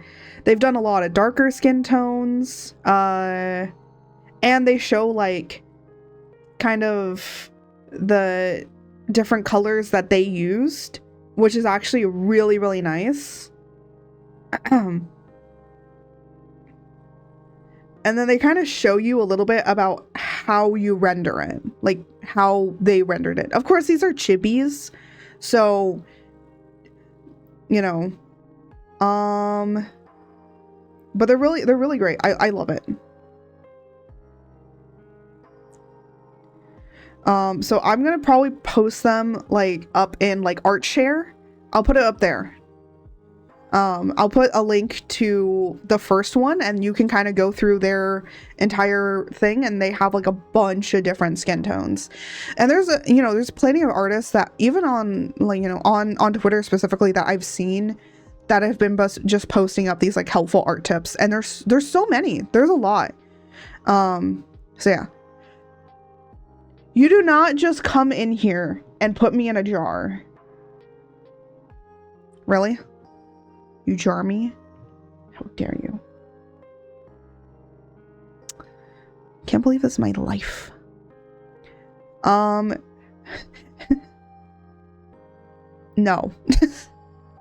But if you want to look them up, no. Oh, but you know what, guys? Actually, there's something where I'm at, I'm gonna type in what their @ is on Twitter.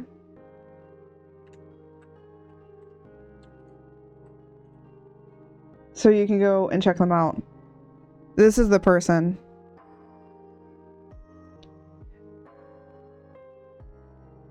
They are the ones that have been like posting out a lot of different skin tone stuff. So Know You Concept maybe even on the full VOD, I will link their stuff because I think that they're really cool for doing all the skin tones.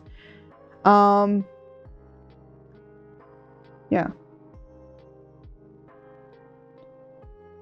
So it looks like how they have it ordered or organized is the top color, because they have like little hearts at the side. The top color is the base color.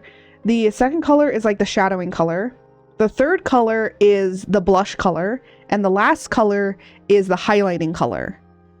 So they're kind of like dividing it on like different colors of what you use, which is actually really helpful. But for me and how I render stuff, I usually render with the same color. So I use like blues and stuff, but honestly, I need to get into like differentiating different like colors for skin tones.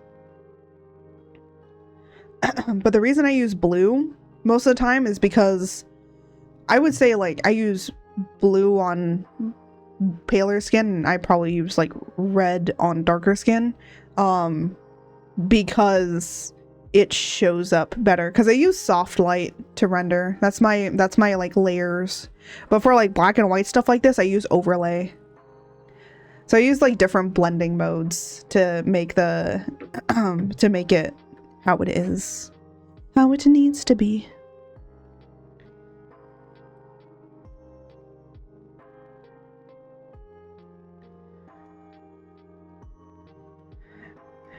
But one thing I will always say for any artist, whether veteran or beginning, just keep playing with shit. Play around in the muddiness of art, because you will find your own way to go about doing stuff.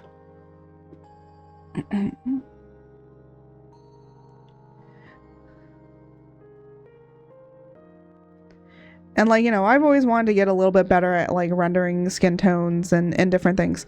Not saying I'm bad at rendering skin tones, but I don't think I'm the best, right?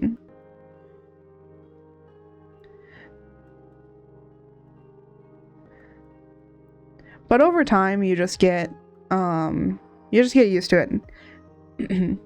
Honestly, I'm way better at coloring in black and white than I am like anything. But that's because like for the most part of my schooling career and being and going to university and stuff, they mainly teach you black and white. You know, it's not like really great. You know, that they're kind of just teaching you black and white, because it's like kind of a little difficult if you think about it. Because it's like, you know, the world isn't completely black and white, ma'ams. What if I want to do color? So a lot of the time, it's like very much black and white. And sometimes they don't let you touch color until like later. So, thank you. I don't like it.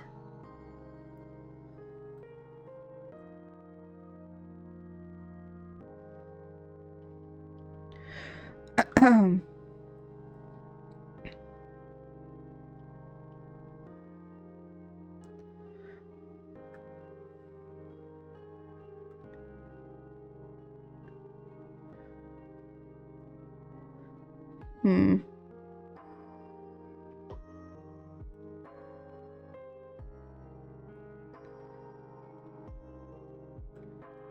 Ay, ay, ay.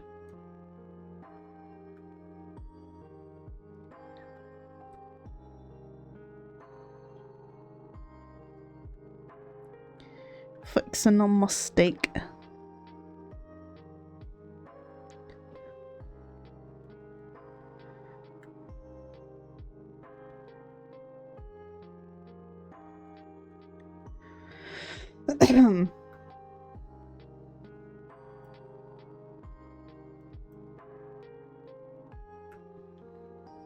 Also, one thing I will say about blending, blend until you feel comfortable.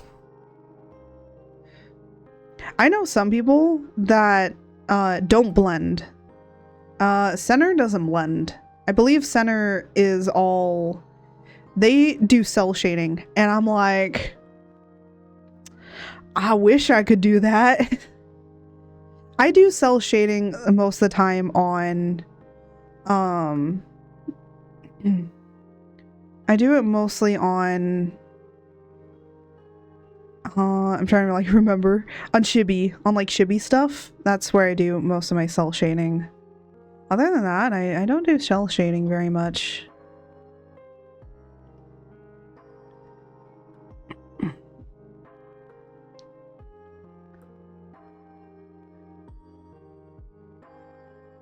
And now we're going in...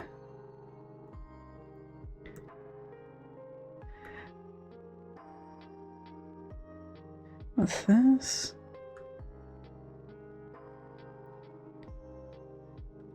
Just blocking in where lighting is going to be.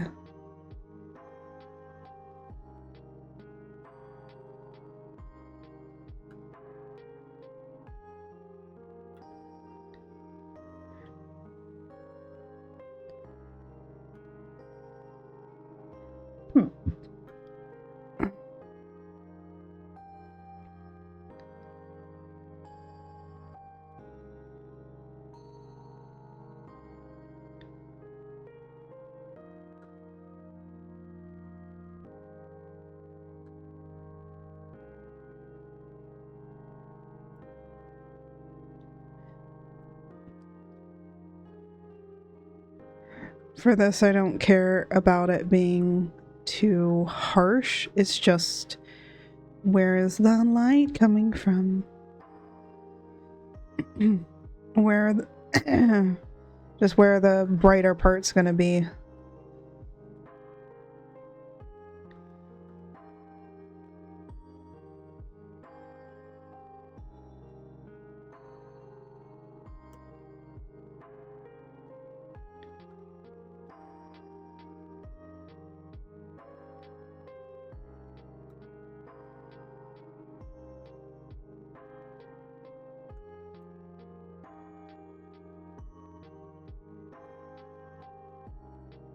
You know, I will say that most of my lighting feels like it comes from like Legend of Zelda, with how the stylizedness of it is.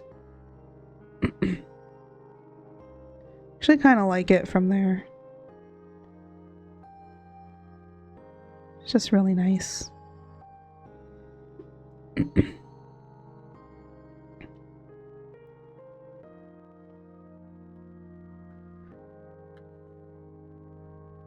And now I can add... Oh.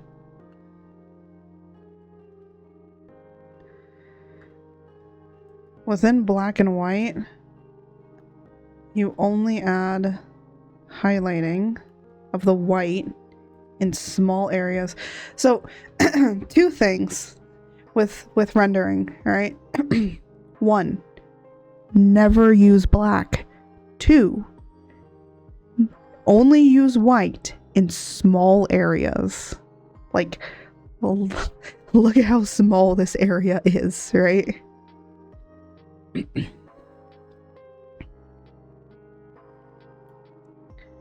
And the reason that you do that is because white is very harsh in black and white, or especially in grayscale. It is only meant to be used to literally be like a highlight. So you know how like on a lot of like NSFW art, you see like people using like these highlights here, and it like makes the skin look really super shiny? Yeah. Because skin can be shiny in certain areas.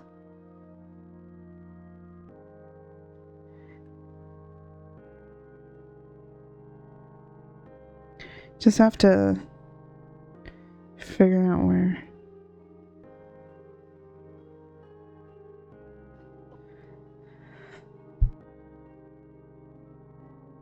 But you must use it sparingly.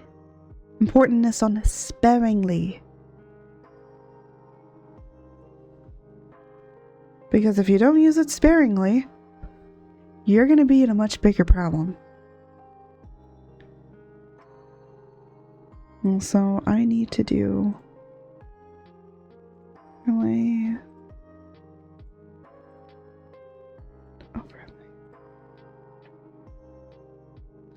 Also, an ad's coming up, and I think I'm going to get up and take a little bit of a break. So that's what I'm going to do. So I'm going to switch over to be right back, and George will take care of you all for a bit. And I'm going to save before I do that.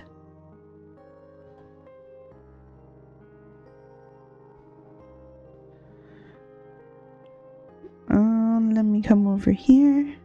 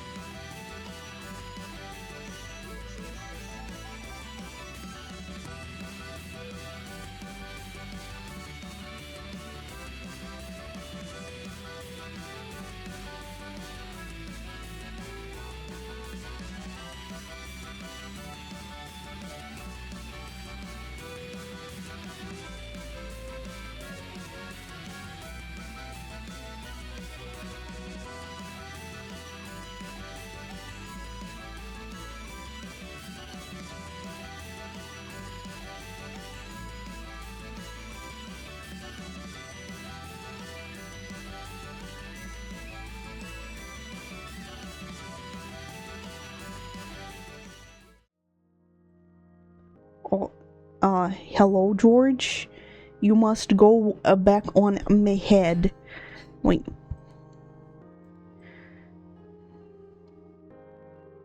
There it goes. He is back. The boy is back. Back on the head where it belongs. You know, I like how we've gotten to like 2 hours of streaming, and this is how far we've gotten. Yeah, it seems pretty on the nose. I do want to kind of try and finish this today.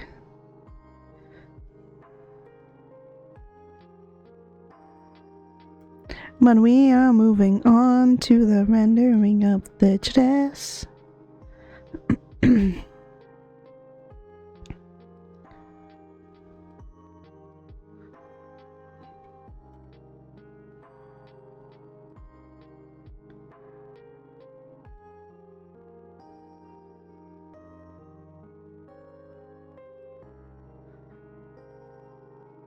You guys ever listen to funk?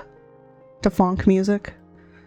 I know that's like really odd, but a lot of people talk about how like funk music, oh, that's just noise. And I'm like, it's not just noise, it's good noise. That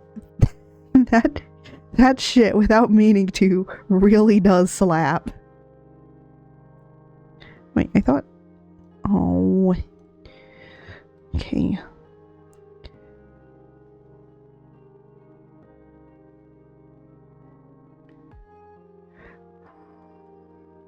Like, I don't think that it was intended to be as good as it is, but it's just good. It's really good.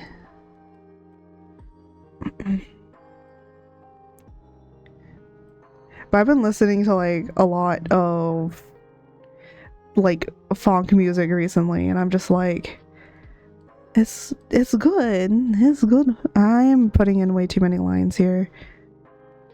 But it's just like good. It doesn't need to be good, but it's good.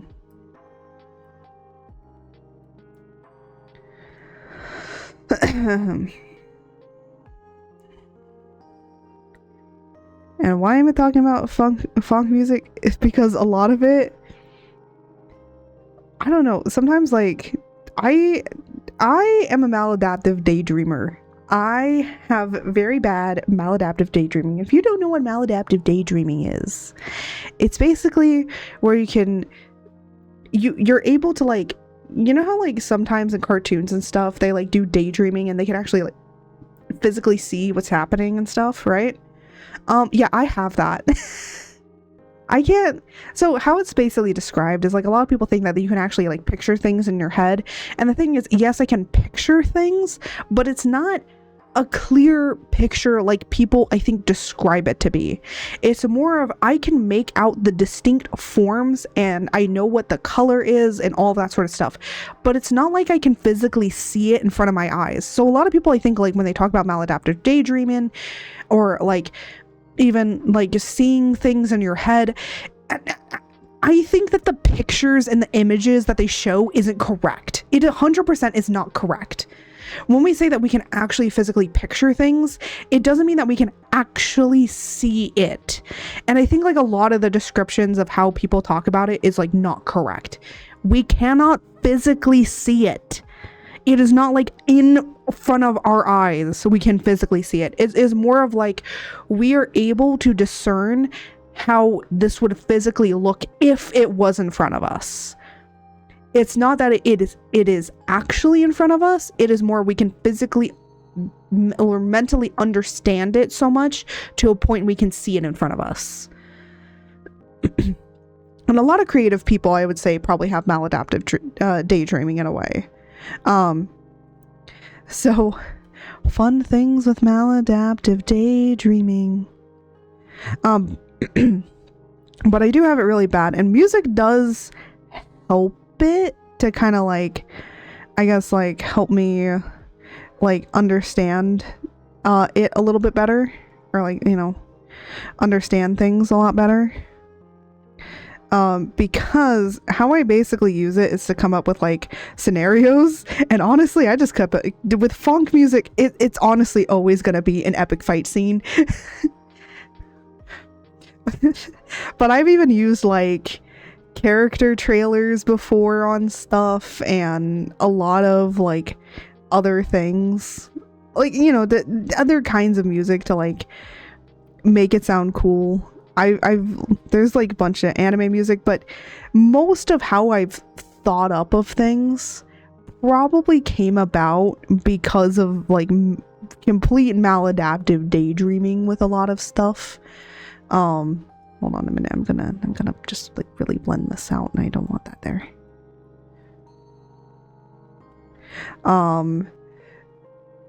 But yeah, so a lot of it does come from like maladaptive daydreaming, and I think that, you know, I still of course have to write it down and make sure that it actually makes sense, because sometimes maladaptive daydreaming, that shit don't make sense.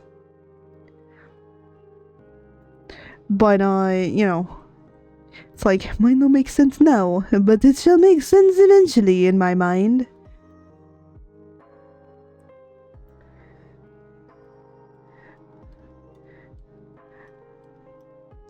But I do try to be like, okay, but how would this actually work?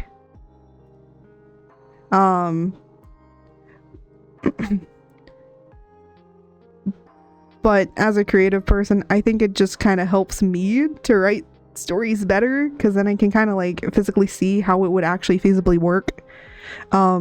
Because a lot of the stuff that I do in my comic, it's like, if it cannot be feasible, I don't really put it in, even though that technically it is a fantasy world and like I could do whatever I wanted. I still want it to be within the realm of reality or plausibility.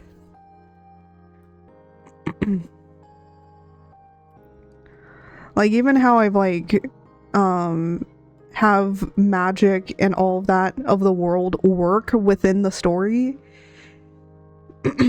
could feasibly work in a way.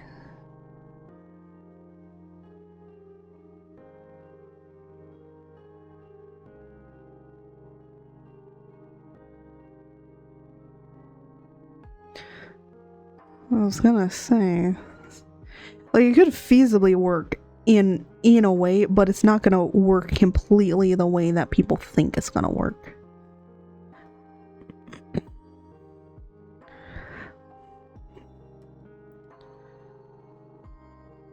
But also, you know, there's gods and stuff. I can just be like, yeah, I would say there are some times where I'm gonna break my own rules of I don't care if this is feasible, it's getting done anyways. So there are some things that will happen with. I won't tell you when, but chapter 4 definitely does do that a little bit.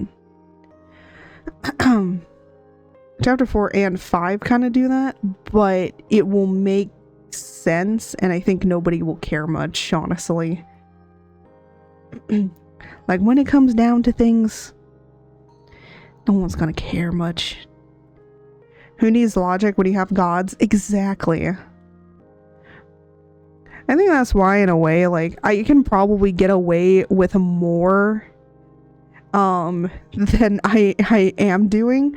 I could get away with so much more than I probably could, because but the reason I don't is because I still want to write like something that makes sense, you know?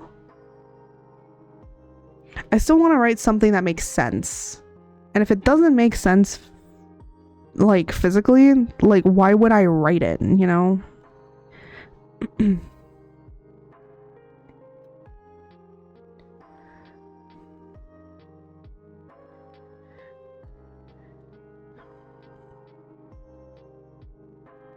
So that's like one thing. It's like, I want it, even if it is, I can make it illogical, I still want it to be somewhat logical. Now, of course, I'm not out here like making scientific stuff. It's more of just like, I just want it to kind of make sense within the sphere of reality, to where people can go like, okay, that kind of makes sense. especially character motivation and stuff. I feel like a lot of people, for certain like character motivations and stuff, they're just like, well, this is what the character needs to do, so they have to do it. And it's like, I think that they could get a choice on it. Like, shouldn't they have the ability to have a choice?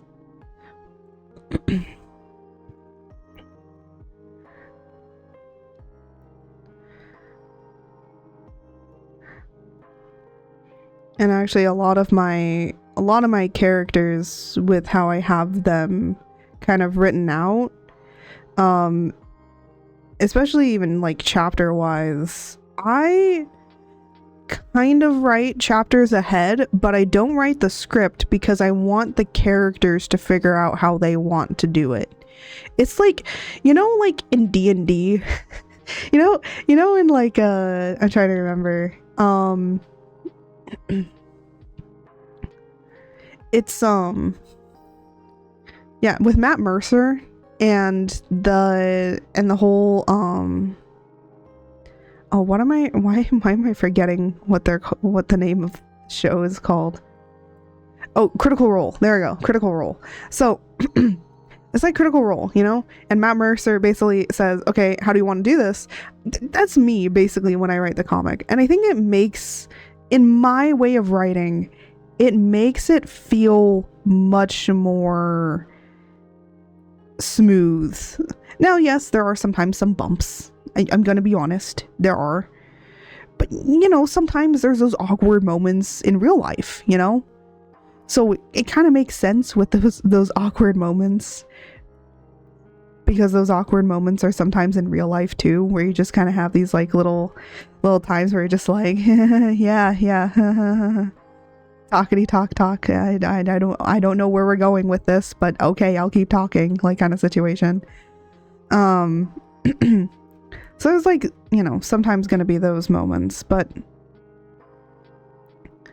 most of the time it's just like, how would the character actually do this? Because I feel like sometimes some people are focused way too much on the plot and just moving the plot along, that they're not giving the characters the time to move the plot along,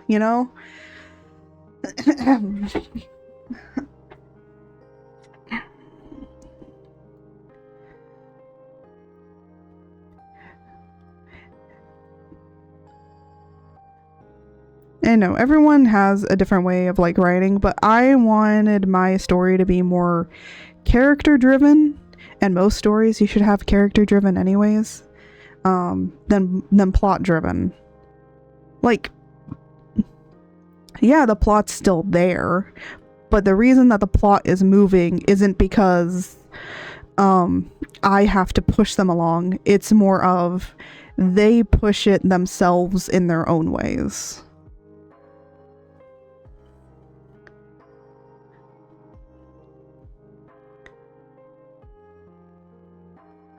So, and that's what you kind of have to like figure out like when writing and stuff. And I think like, that's why it does end up being like very difficult in a sense, with like comic making, because not only are you like, I actually had to, on chapter 6, fix some characters' facial features. Because, like, not facial features, but, like, how they were facial acting. Because I was like, I don't feel like this is the right emotion with what they're saying. But also, I just don't think that they would, be having this feeling of emotion right now. Like, it just doesn't make sense for this moment. Like, there was, like, one where Art was, like, smiling, and I was like, I don't feel like she really would be smiling, because, like, this is supposed to be, like, a serious situation.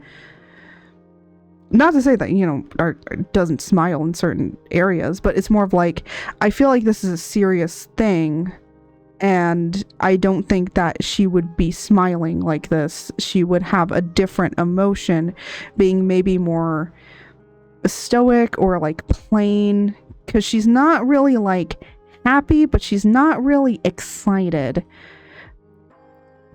So I had to change that. And sometimes you're gonna have to change things. I've changed like a few things here and there. With sometimes when I write stuff, or some of the, you know, dialogue definitely has changed here and there. Sometimes like you know, positioning and location of certain people is changed because well, you know, you kind of change it when you need to in order to make things frame better or the composition flow better. So it just depends on what you need to get done and what you want to do.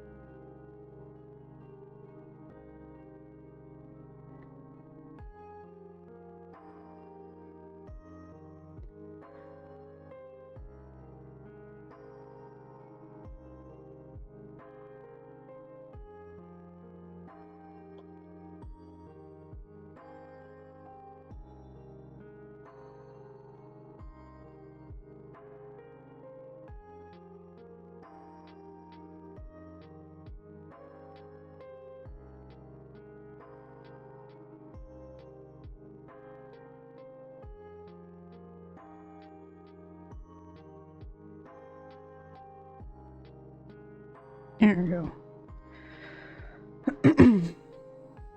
And now I can do the orb. Orb.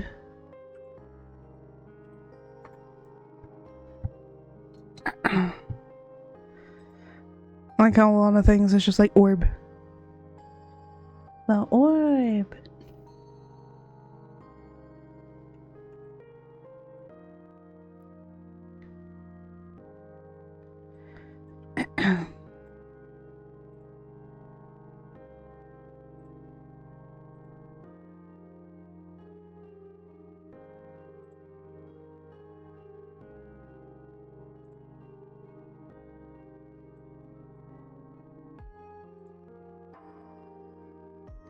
There we go.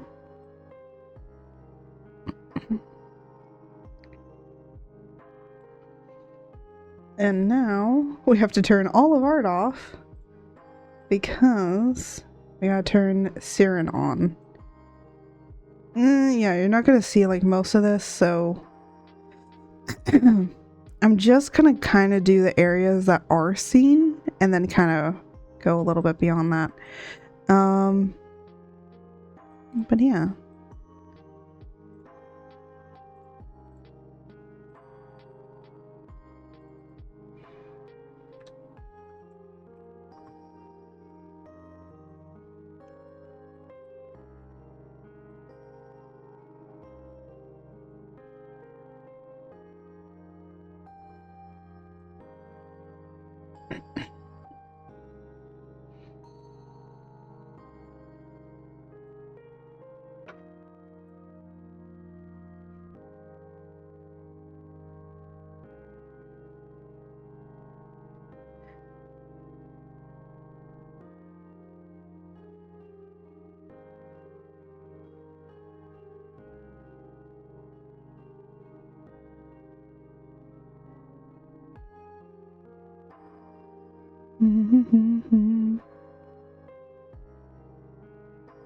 Yeah.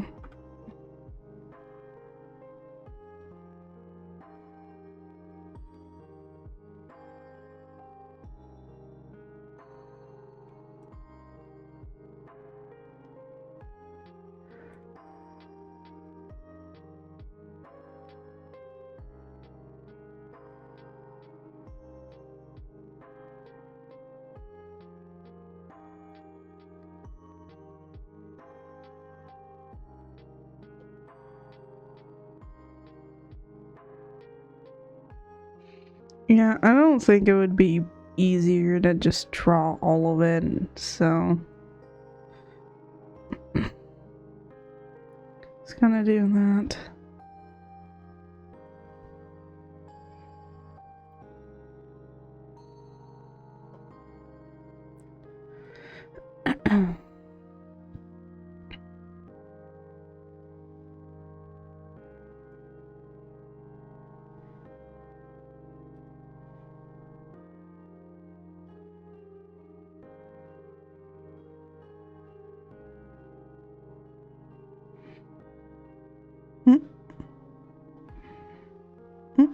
Hmm.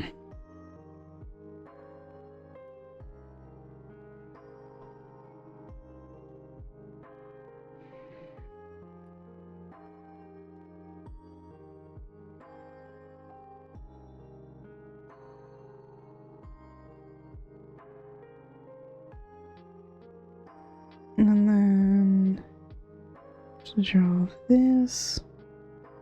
And this is where like things get a little bit more complicated. Could I eventually probably go back in here and render the rest of it? Maybe if I wanted to, but kind of like how it's like supposed to be this like broken pattern or something.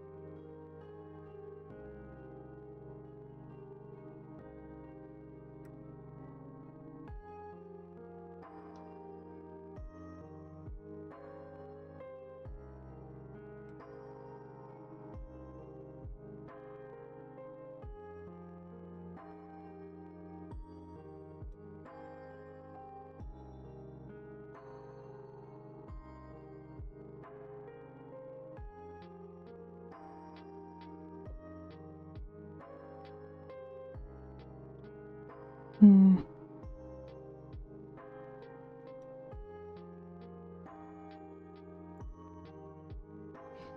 Keep saying that I want to take that stupid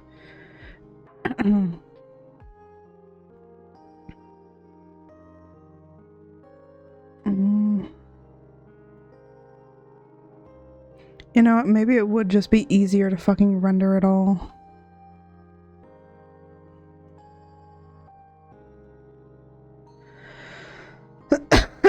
I'm gonna put this like, oh no, I want this on top.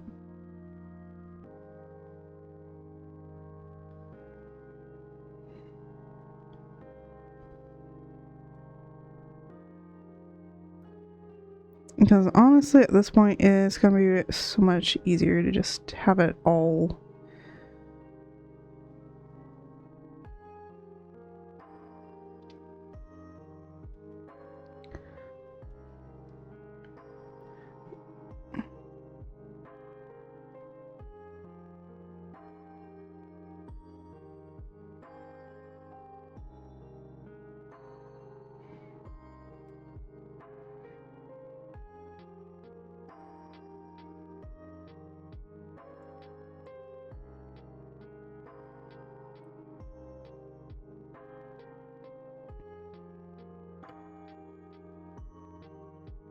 I'm redoing it all. I fucking hate it here.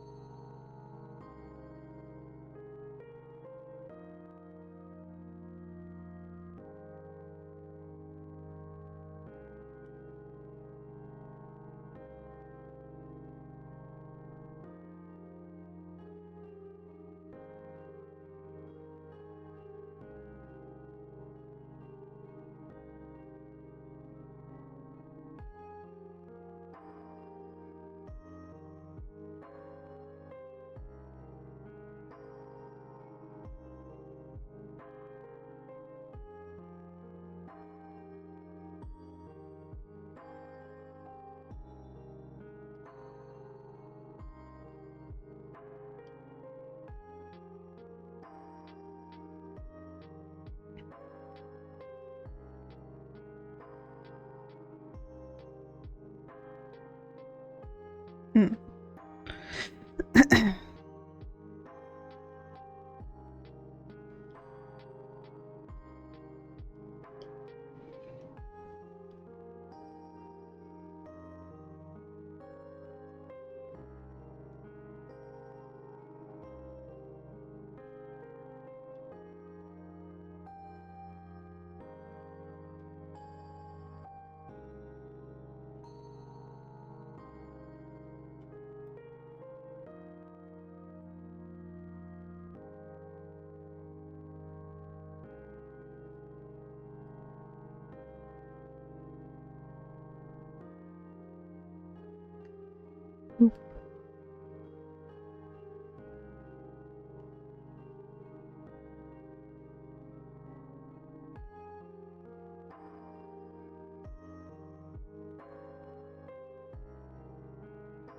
There you go. Oh, that is the wrong button.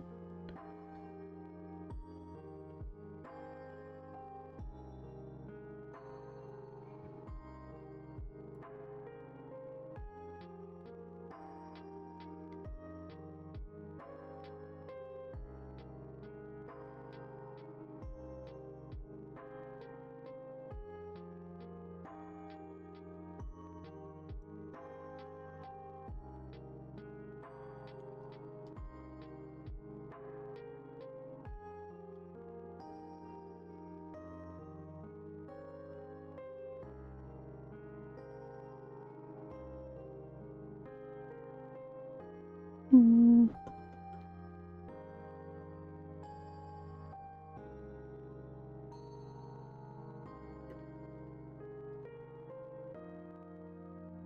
There you go. Yeah, much easier to just do the whole damn thing.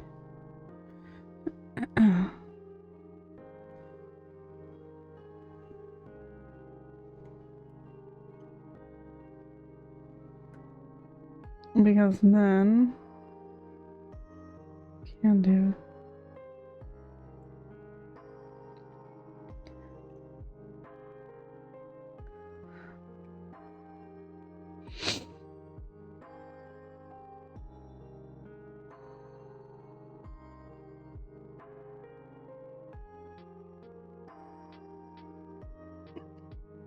That's how it's gonna be overlaid on top.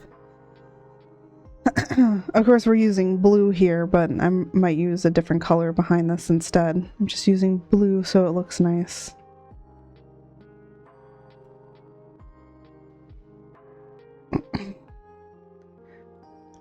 But also what I was thinking about doing is I'm gonna like put an effect layer behind here, but oh, I know why that's doing that.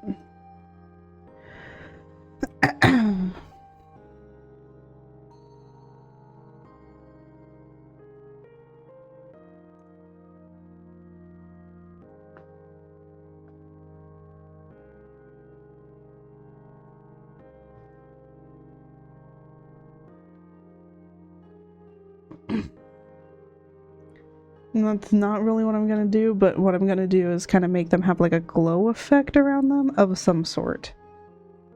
This is like really big, but there. That's just to help me for right now to kind of differentiate it up.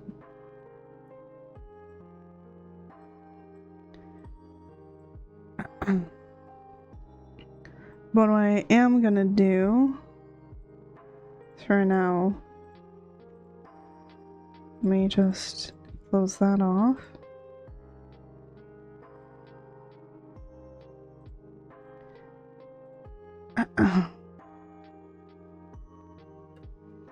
I was gonna use the orb here, but because we already have the orb, I'm just gonna color everything else.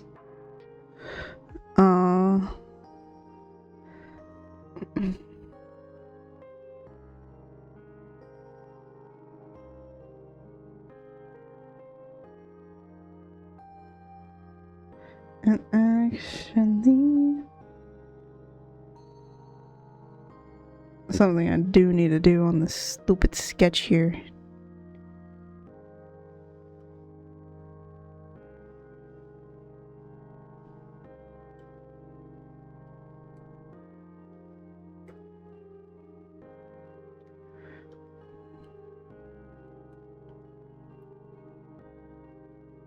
There we go.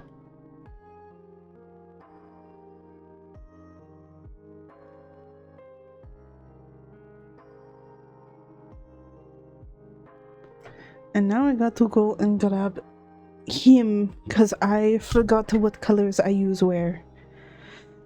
I know where some of the colors are, but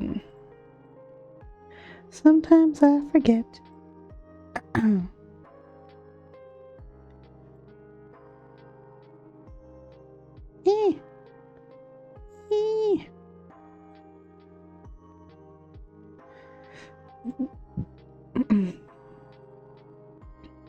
Oh, I want this. I'm gonna call this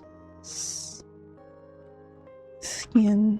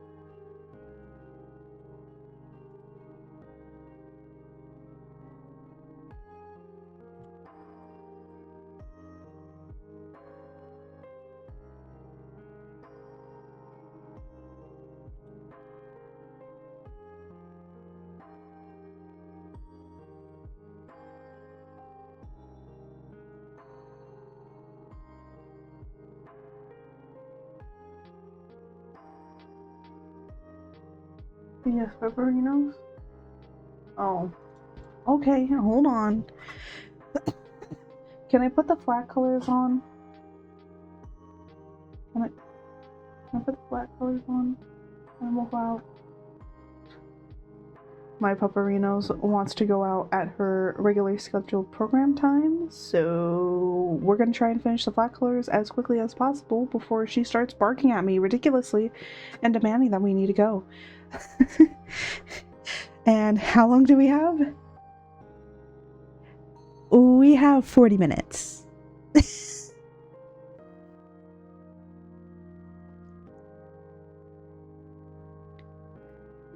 Good thing though is that well,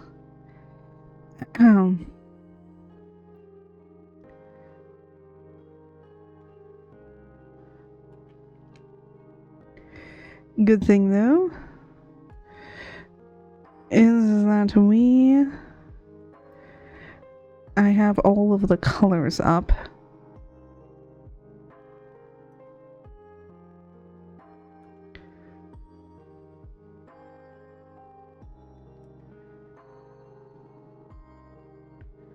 And I can just outline the things I need.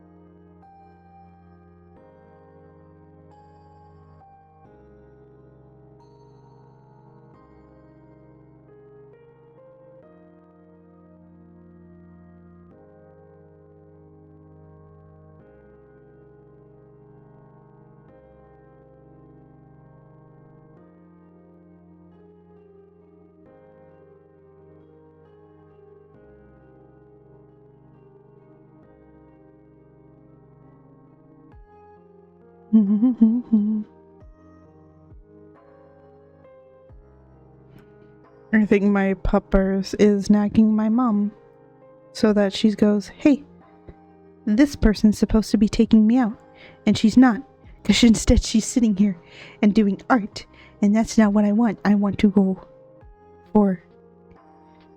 outside. Even though she has a freaking doggy door, she can go outside whenever she wants, and she just doesn't. She's like, no, I need to be taken out at my other regularly scheduled programming, or else I will break down. Honestly, when I was sick, she wasn't able to go out on walks, so she got really like she didn't really like it, because she was like, I want to go outside, and you're not letting me go outside.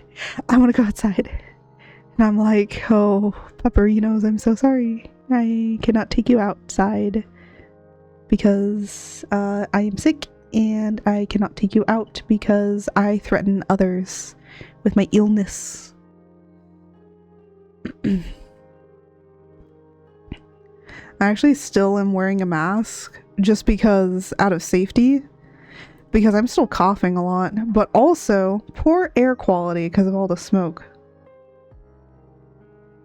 So it's just genuinely better for my lungs that I just don't go outside very much.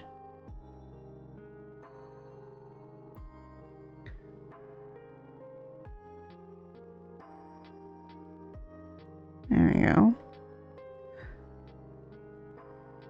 Doing the easy colorings first.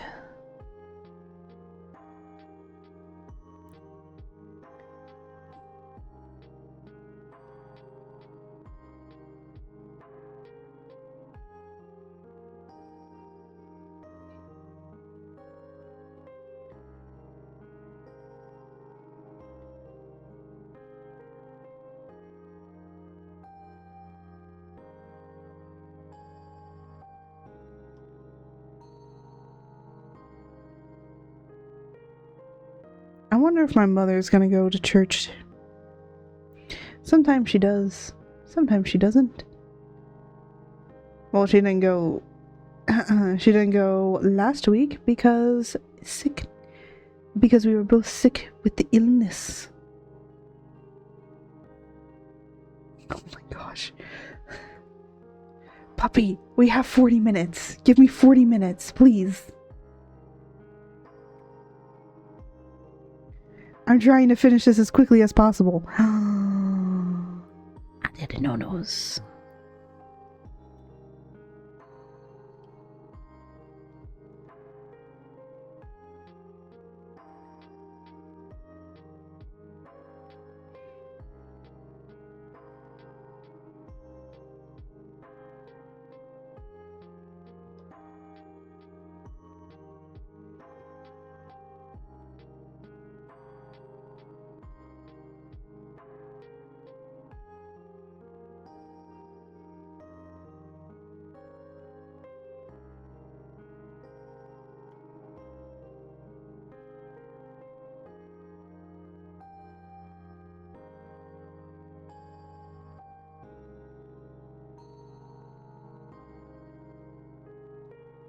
Where to go to put the earring on the other side?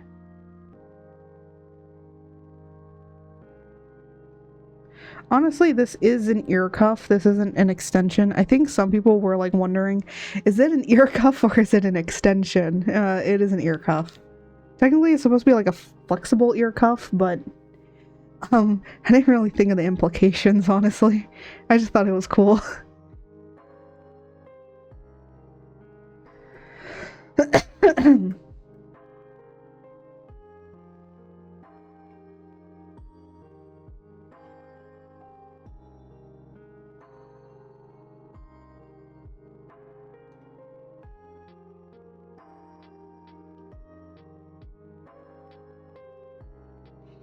Should I have possibly thought of the implications? Maybe. Did I? Nope.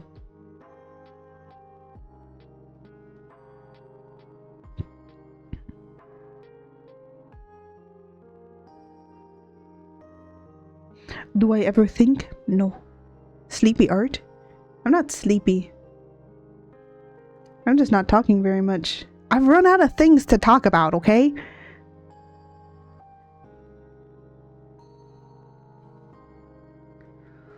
When I run out of things to talk about, what the hell am I supposed to talk about? What, you want me to start talking about the economy? It's shit! Why should I talk about it? There's nothing you need to know. It's just shit.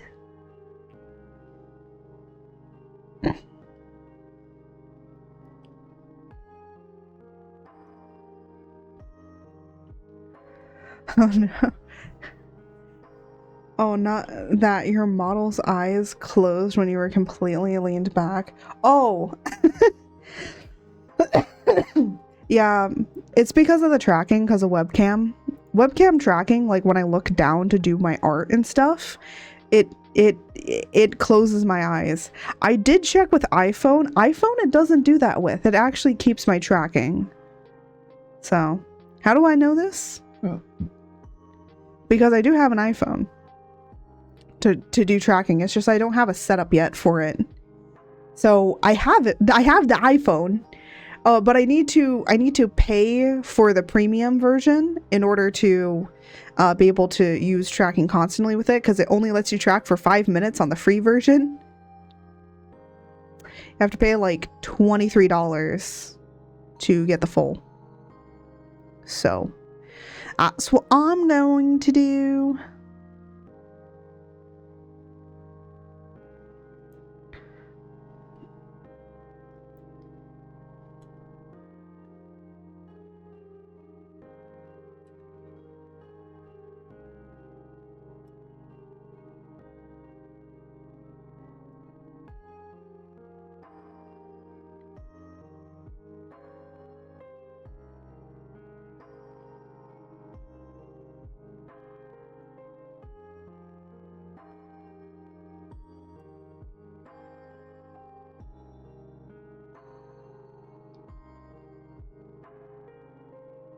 It used to be like $15 to get for the premium version to use all the tracking.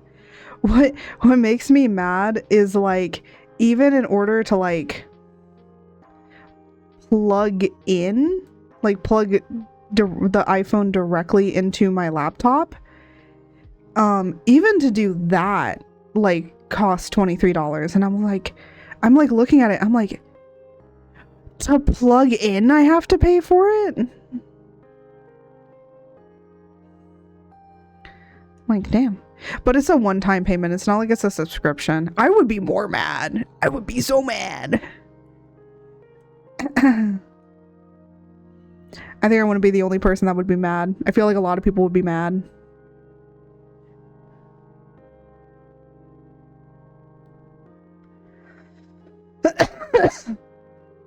VTubing got popular and then there's like no competition. Yeah, I think well, the thing is that even then, like, I'm gonna be honest, I love VTube Studio. Do you want to know why?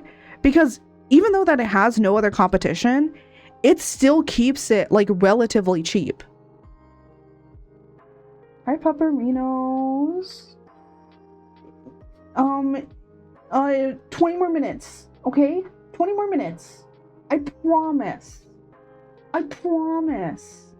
Come here. I promise. Come here. Come here.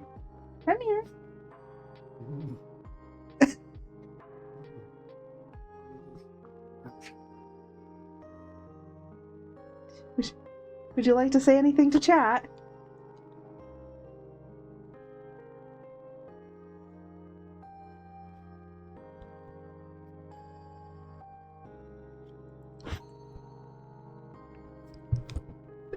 She's licking the mic. She's just licking the mic. Go be free. Apparently the mic tasted good, so she gave it a few kisses.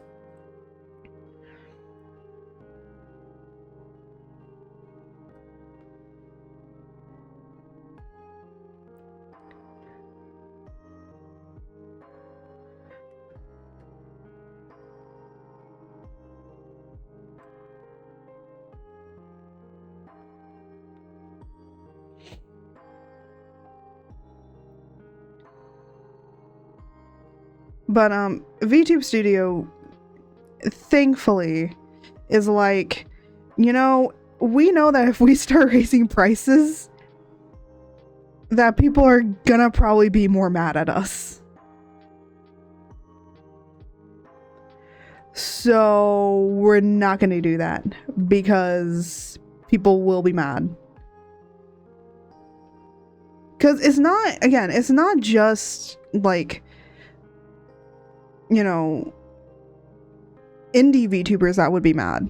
It would be corporos that are mad. And honestly, I don't think that they would want to deal with that. Honestly, corporations might not be would be probably fine with paying a higher fee. So what they could do, and this is like if they want to, if VTube Studio wanted to, they could say like, hey, if you're using for like it, what are you doing? Oh. If they could do like what Live2D does, which is say like, hey, if you're using as like a big business or whatever, or if you're using like it in like a bigger business like kind of practice kind of way, then you have to pay, you know, you have to pay a subscription for whatever amount of time, right? So they could do that. And corporations probably wouldn't really have a problem with it. I know there's been a few other tracking apps that have tried to come out. And I'm gonna be honest out here, you know, a lot of them don't have very much time on them. So they're not like too great for tracking yet, but I feel like eventually they'll get up to it. But you know, it needs to take some time.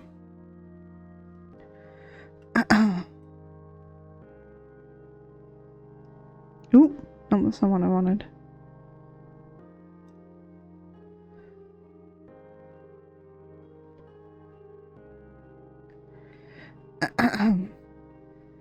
But, you know, I don't think that that VTube Studio is against competition. Because if there's competition, then they'll do better. There kind of is some competition. It's just, again, it's not really up there yet, but there is some competition. But again, VTube Studio keeps coming out with like updates most of the time, like really good updates. You know, the same could be said about Live 2D as well. Like Live 2D doesn't have very much options. It's upcoming competition. Yeah, and I think that that is healthy too. Because, you know, one day they might actually get better, you know?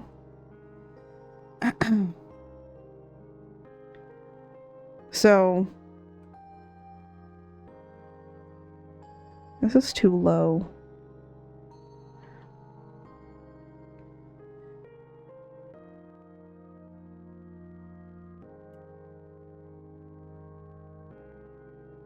There we go. So it will get better over time. It's just like it has to like get there first, you know.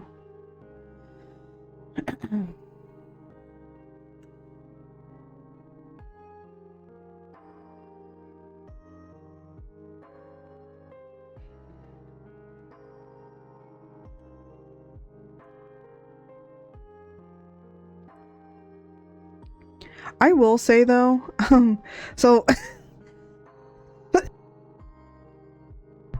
a lot of people have talked about like that people should like be dual streaming on YouTube and Twitch, and I know people that have dual streamed on YouTube and Twitch that end up just only streaming on one platform.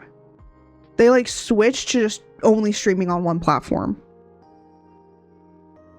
which is really funny. It's really interesting that that happens. Honestly, for me, I wouldn't mind doing dual streaming. I probably will do it on the main channel just to have the lives up there, and then the VODs would still go onto the VOD channel in a way. But I would just make the lives on the main. Because then it would say like lives, and then you could click on it and just like look through the lives. And then the VODs channel would just be VODs, you know? So technically you could still watch it on the VODs channel, but it's also technically on the main channel too, in the live section, right? And a lot of people might be like, then you don't need a VODs channel anymore. The VODs channel is just to re-upload the entire thing onto just a second time. It would be really funny if I get copyright infringement on it, actually. I have to see that. That would be super interesting. Would I get copyright infringement? I'm using the same email for both of them. So it's like, hey, this is the same person. Hello.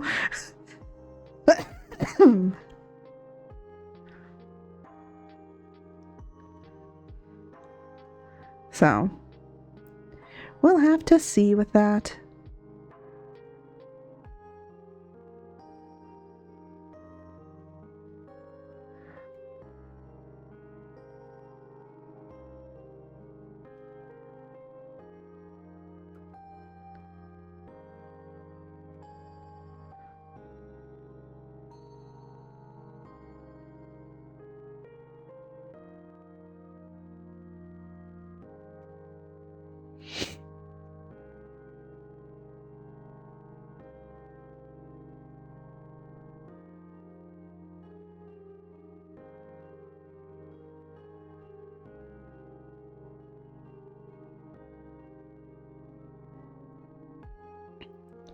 Oh, ads are going to be coming up soon.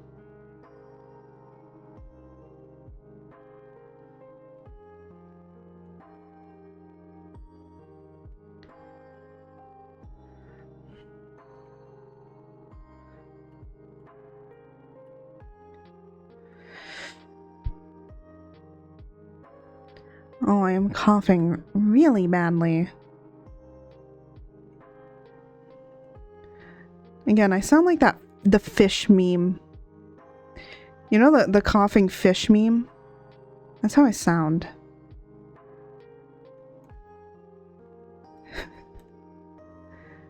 Honestly, I kind of want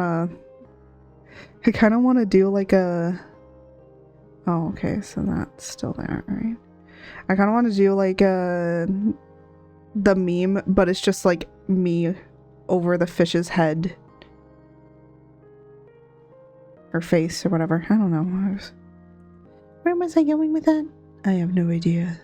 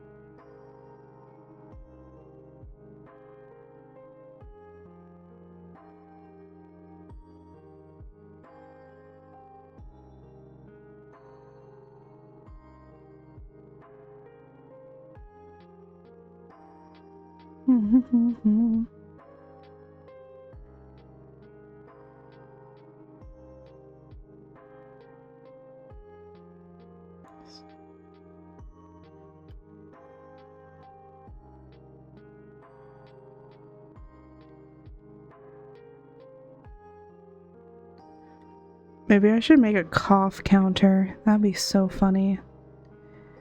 How many times do I cough in a stream?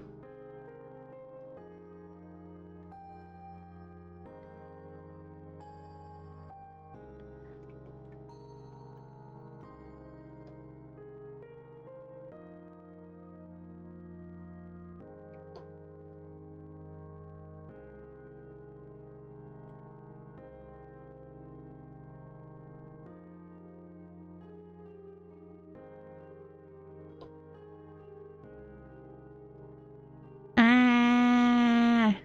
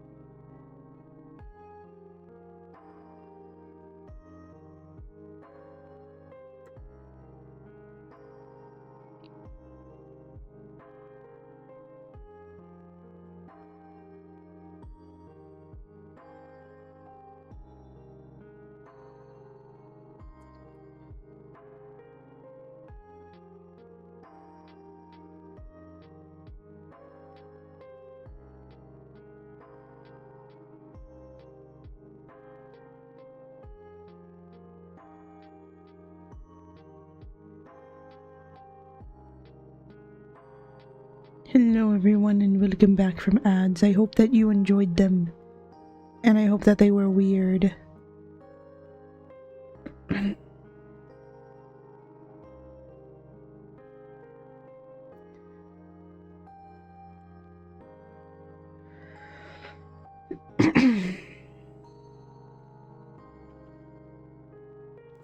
What the frick?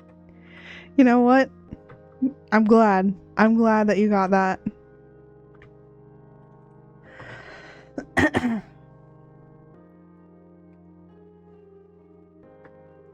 I don't know why, but I am, because that is hilarious.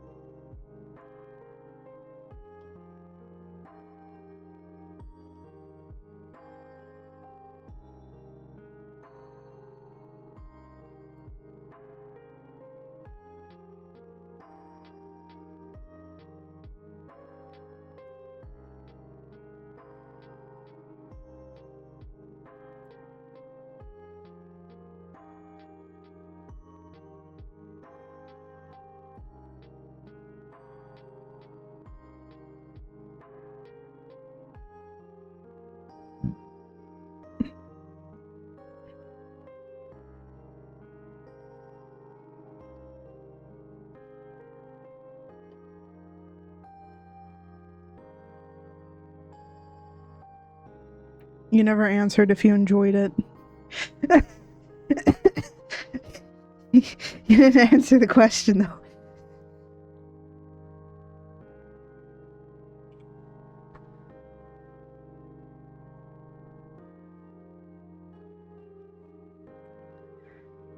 I've been getting... Excuse me. Well, you know, I've seen Jose's search history, so I wouldn't be surprised if he's getting it too.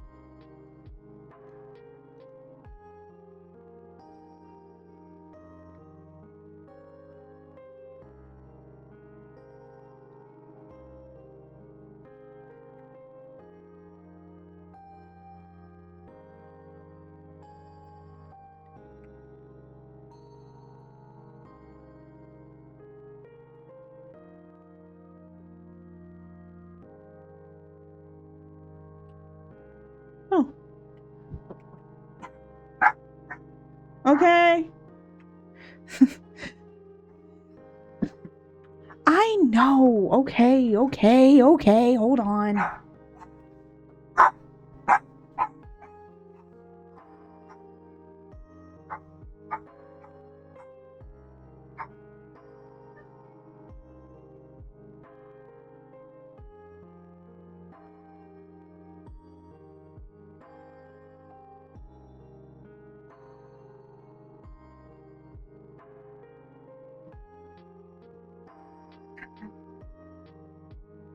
My mother is going out, so I had to grab the puppers, or else she would be continuously barking at the front door. Because that's how she does it.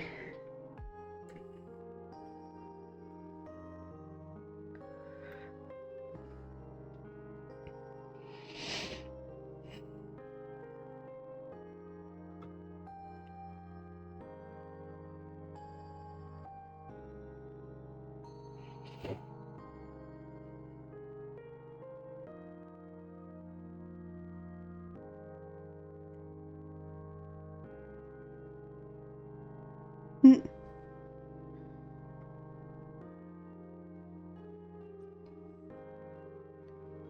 No.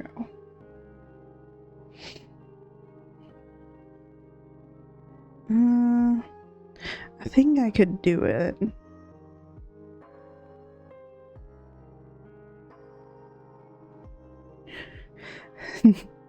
Now Puppy's staring at me. She's like, we going out? Oh, now she's laying down. Now you're gonna be quiet? Thank you.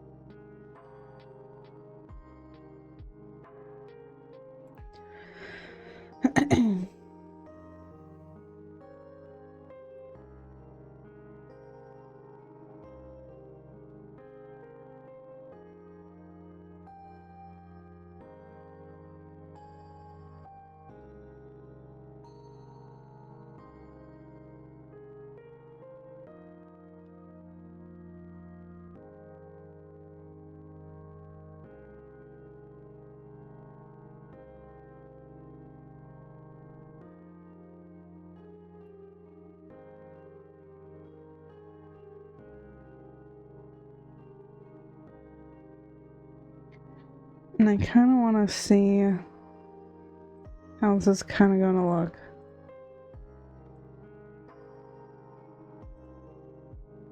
I'm going to turn the sketches off.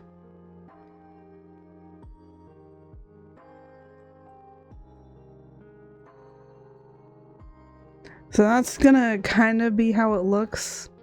It's hard because, you know, I don't have the blue here, but let's turn the blue down a little bit.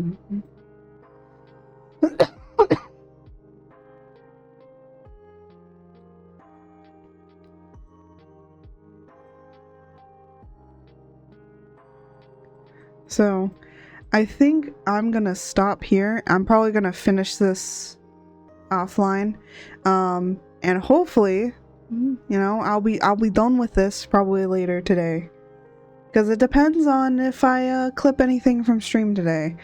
Well, I can always edit that stuff tomorrow anyways, so doesn't matter to me.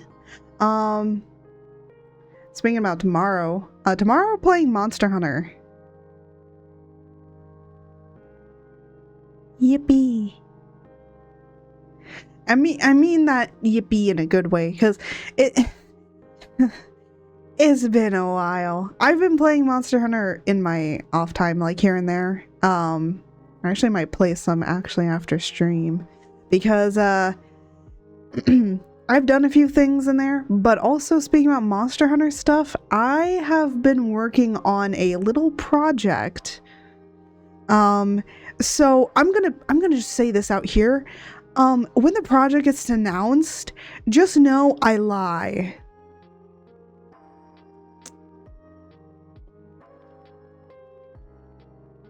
Because I decided on basically doing it before.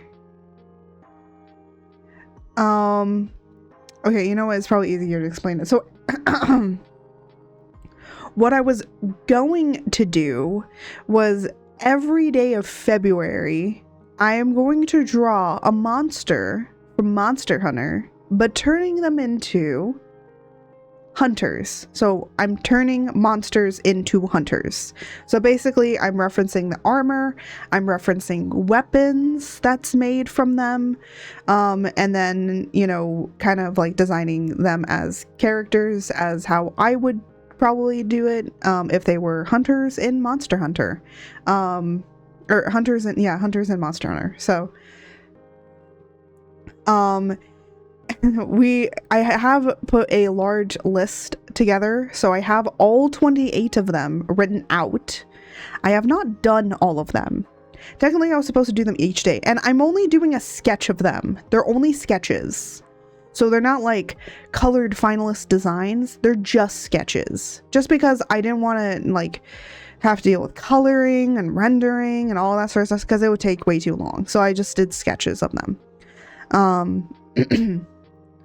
So I have up to day 4 done so far. So I'm basically several days ahead, but that's on purpose because I have to edit them, because I'm making them into clips that are going to be posted every day.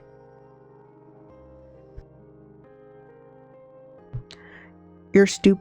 How you dumb? We all dumb here, but how are you dumb? How are you dumb today? How are we dumb today?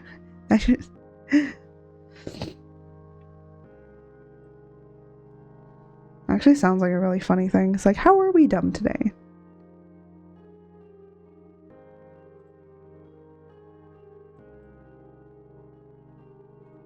Let me just like turn this stuff off really quickly.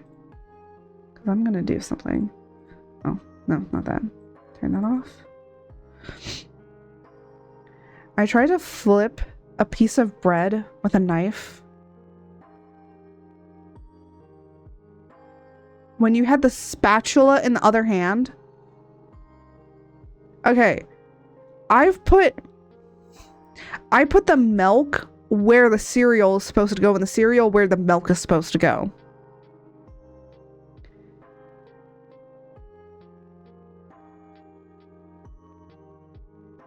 I grabbed the milk instead of my phone. And I put the phone back where the milk was.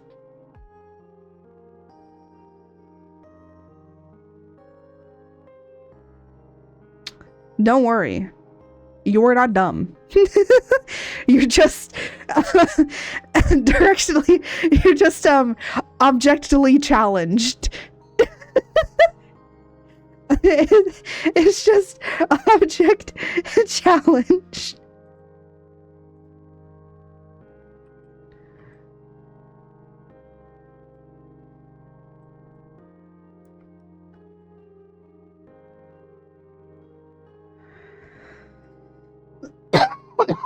Oh my gosh.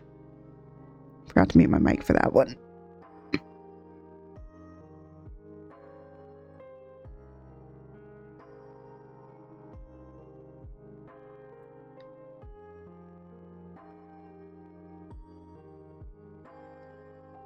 Bum, bum, bum, bum.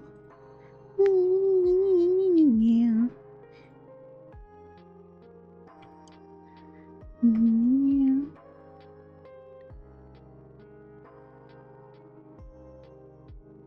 Oh. That's kind of not what I wanted to do, but it's okay. I'll just do this.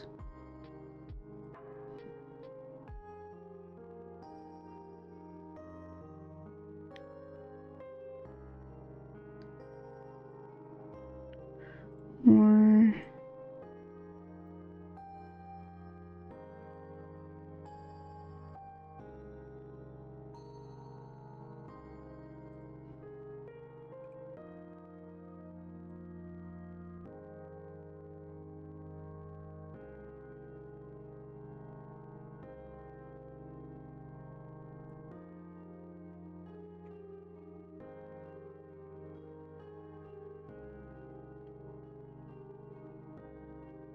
there we go.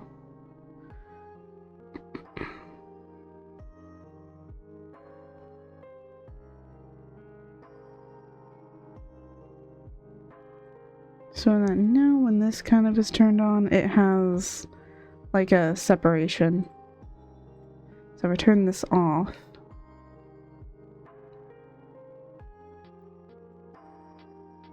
yeah, that's what I wanted. Alright. This is gonna work.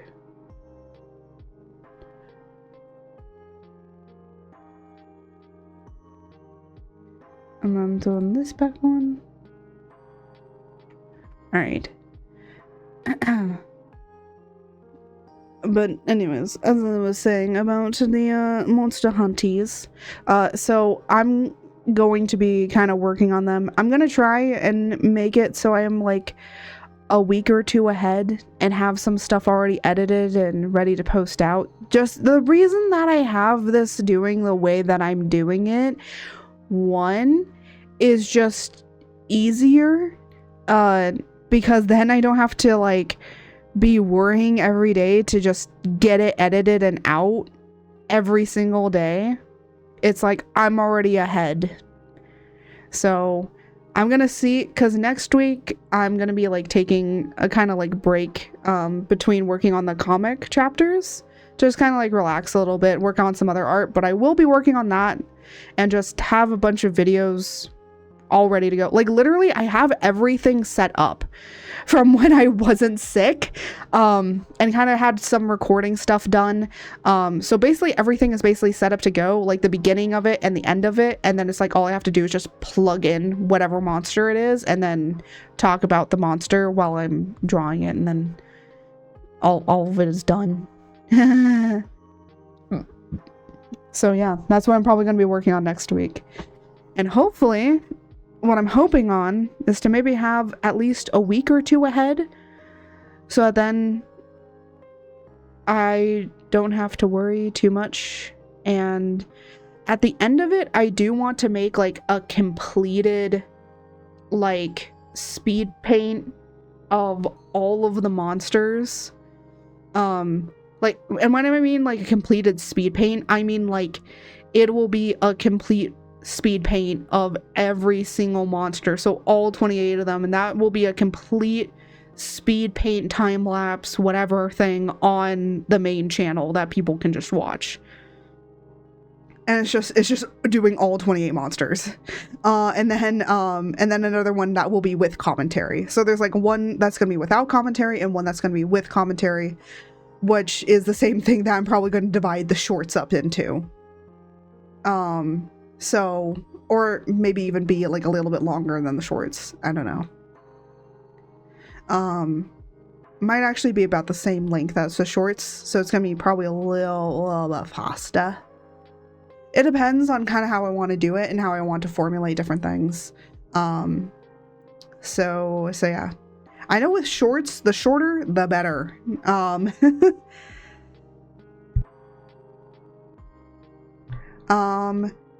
But for you guys here, no, you know what? I'm not gonna give you a sneak peek. I was gonna give you a sneak peek, but you know, I was like, you know what? Nah. Like everyone else, you'll see stuff. But yeah, that the post for it should be going out everywhere. On February 1st is like the little announcement trailer of it, and then I will also be posting up day 1, because it'll be day 1. And that I will tell you what monster is the first monster. It's the Rathalos, because of course it fucking is. Day 1 has to be basically the main, like, basically he's on the logo. Like, you know, I think like the Rathalos is one of the most recognizable monsters of Monster Hunter. I mean, any monster is recognizable of Monster Hunter once you know how the scheming of the character or monster design is. You kind of like figure out that thing is from Monster Hunter. But that's the first one that's getting done. And the last one that is getting done is, of course, the flagship monster for Monster Hunter Wilds. Because of course it is. Because I feel like, you know, we need to go up. I will say this much. There is, I think, most of the monsters that are getting done are monsters that I recognize and have fought before. So they're mainly monsters I recognize from World and Rise. However, I think there is, you know, there are some monsters from Wilds, of course.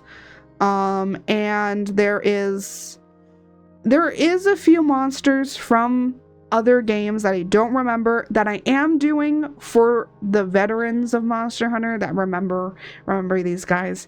So yeah.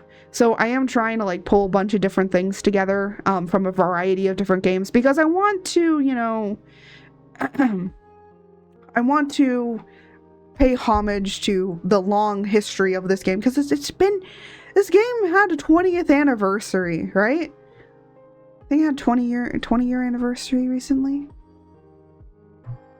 So yeah, I think, like, you know, these games have been around for a really long time, so I feel like they should have a little bit of homage paid toward them, like, you know, a little homage to them. So I tried to pick a variety of different monsters. Of course, there's 28 days in February, so, you know, I wish I could have like at least a few more days to add a few more monsters in there, but you know, there's only a limited amount of monsters I could do, and I wanted to fit a few of the, you know, the few of the new monsters in, actually all the new monsters that we have so far in.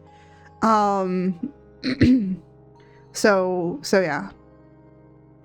There were some monsters I was gonna do that ended up getting cut, because I also wanted to put a few of my favorite monsters in there, which, funny enough, one of them is actually the Rathalos. One of them is like one that I did recently. Of course, I had to put Fatalis in there and Zinogre. I will not say what days they are, but they're in there. So for all of you, yes, they are in there. And yeah, so I'm just trying to have fun with it. I'm mainly focusing on like looking at the armors, and then also like how I would draw them if they were characters, but also like I'm not really following the character design conventions of Monster Hunter. I'm kind of more of creating them to be my own unique people unto themselves. And like I feel like these would be like hunters that you would like hire as like NPC hunters, you know? Like that's kind of how I'm kind of putting them as. But yeah. It's still fun. But for right now, let me go over here.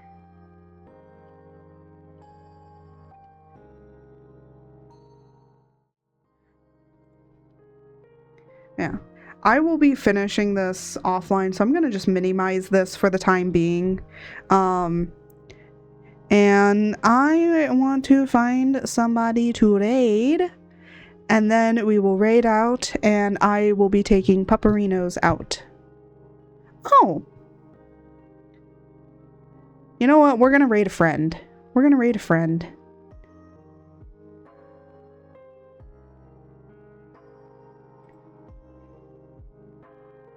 Because why the heck not? Actually, funny enough, I could actually join in on them, but I don't have this game. So without any further ado, let me get the raid going.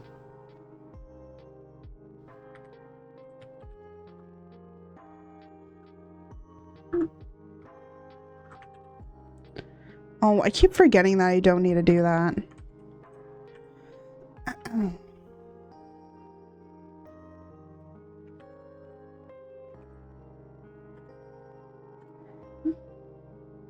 There we go. I was worried it said raid not done. I would be so upset. But anyways, so we're gonna be playing some Monster Hunter Rise Ice, or no, Monster Hunter Rise. We're playing Monster Hunter World tomorrow. We're gonna be just going more through Iceborne because I've been playing it more. I haven't gotten to the end of Iceborne. We're gonna just be working on grinding. It's gonna be a grind because apparently I have to fight a seething Basilgeuse. Maybe if like some people want to join, I will let them. I do have some people that are friends because I only do like friend thing. So if they're gonna join, that would be fun. Because I do have one friend or one person who would definitely be interested in the seething Basilgeuse. But yeah. So without any further ado, I want to say thank you all so much for watching and joining as we worked on the cover art for Chapter 4. I will be finishing it offline. Honestly, it's coming across better than I imagined, but that's how it goes with art. And without any further ado, as I always say, may the winds guide you. Until next time, goodbye everybody.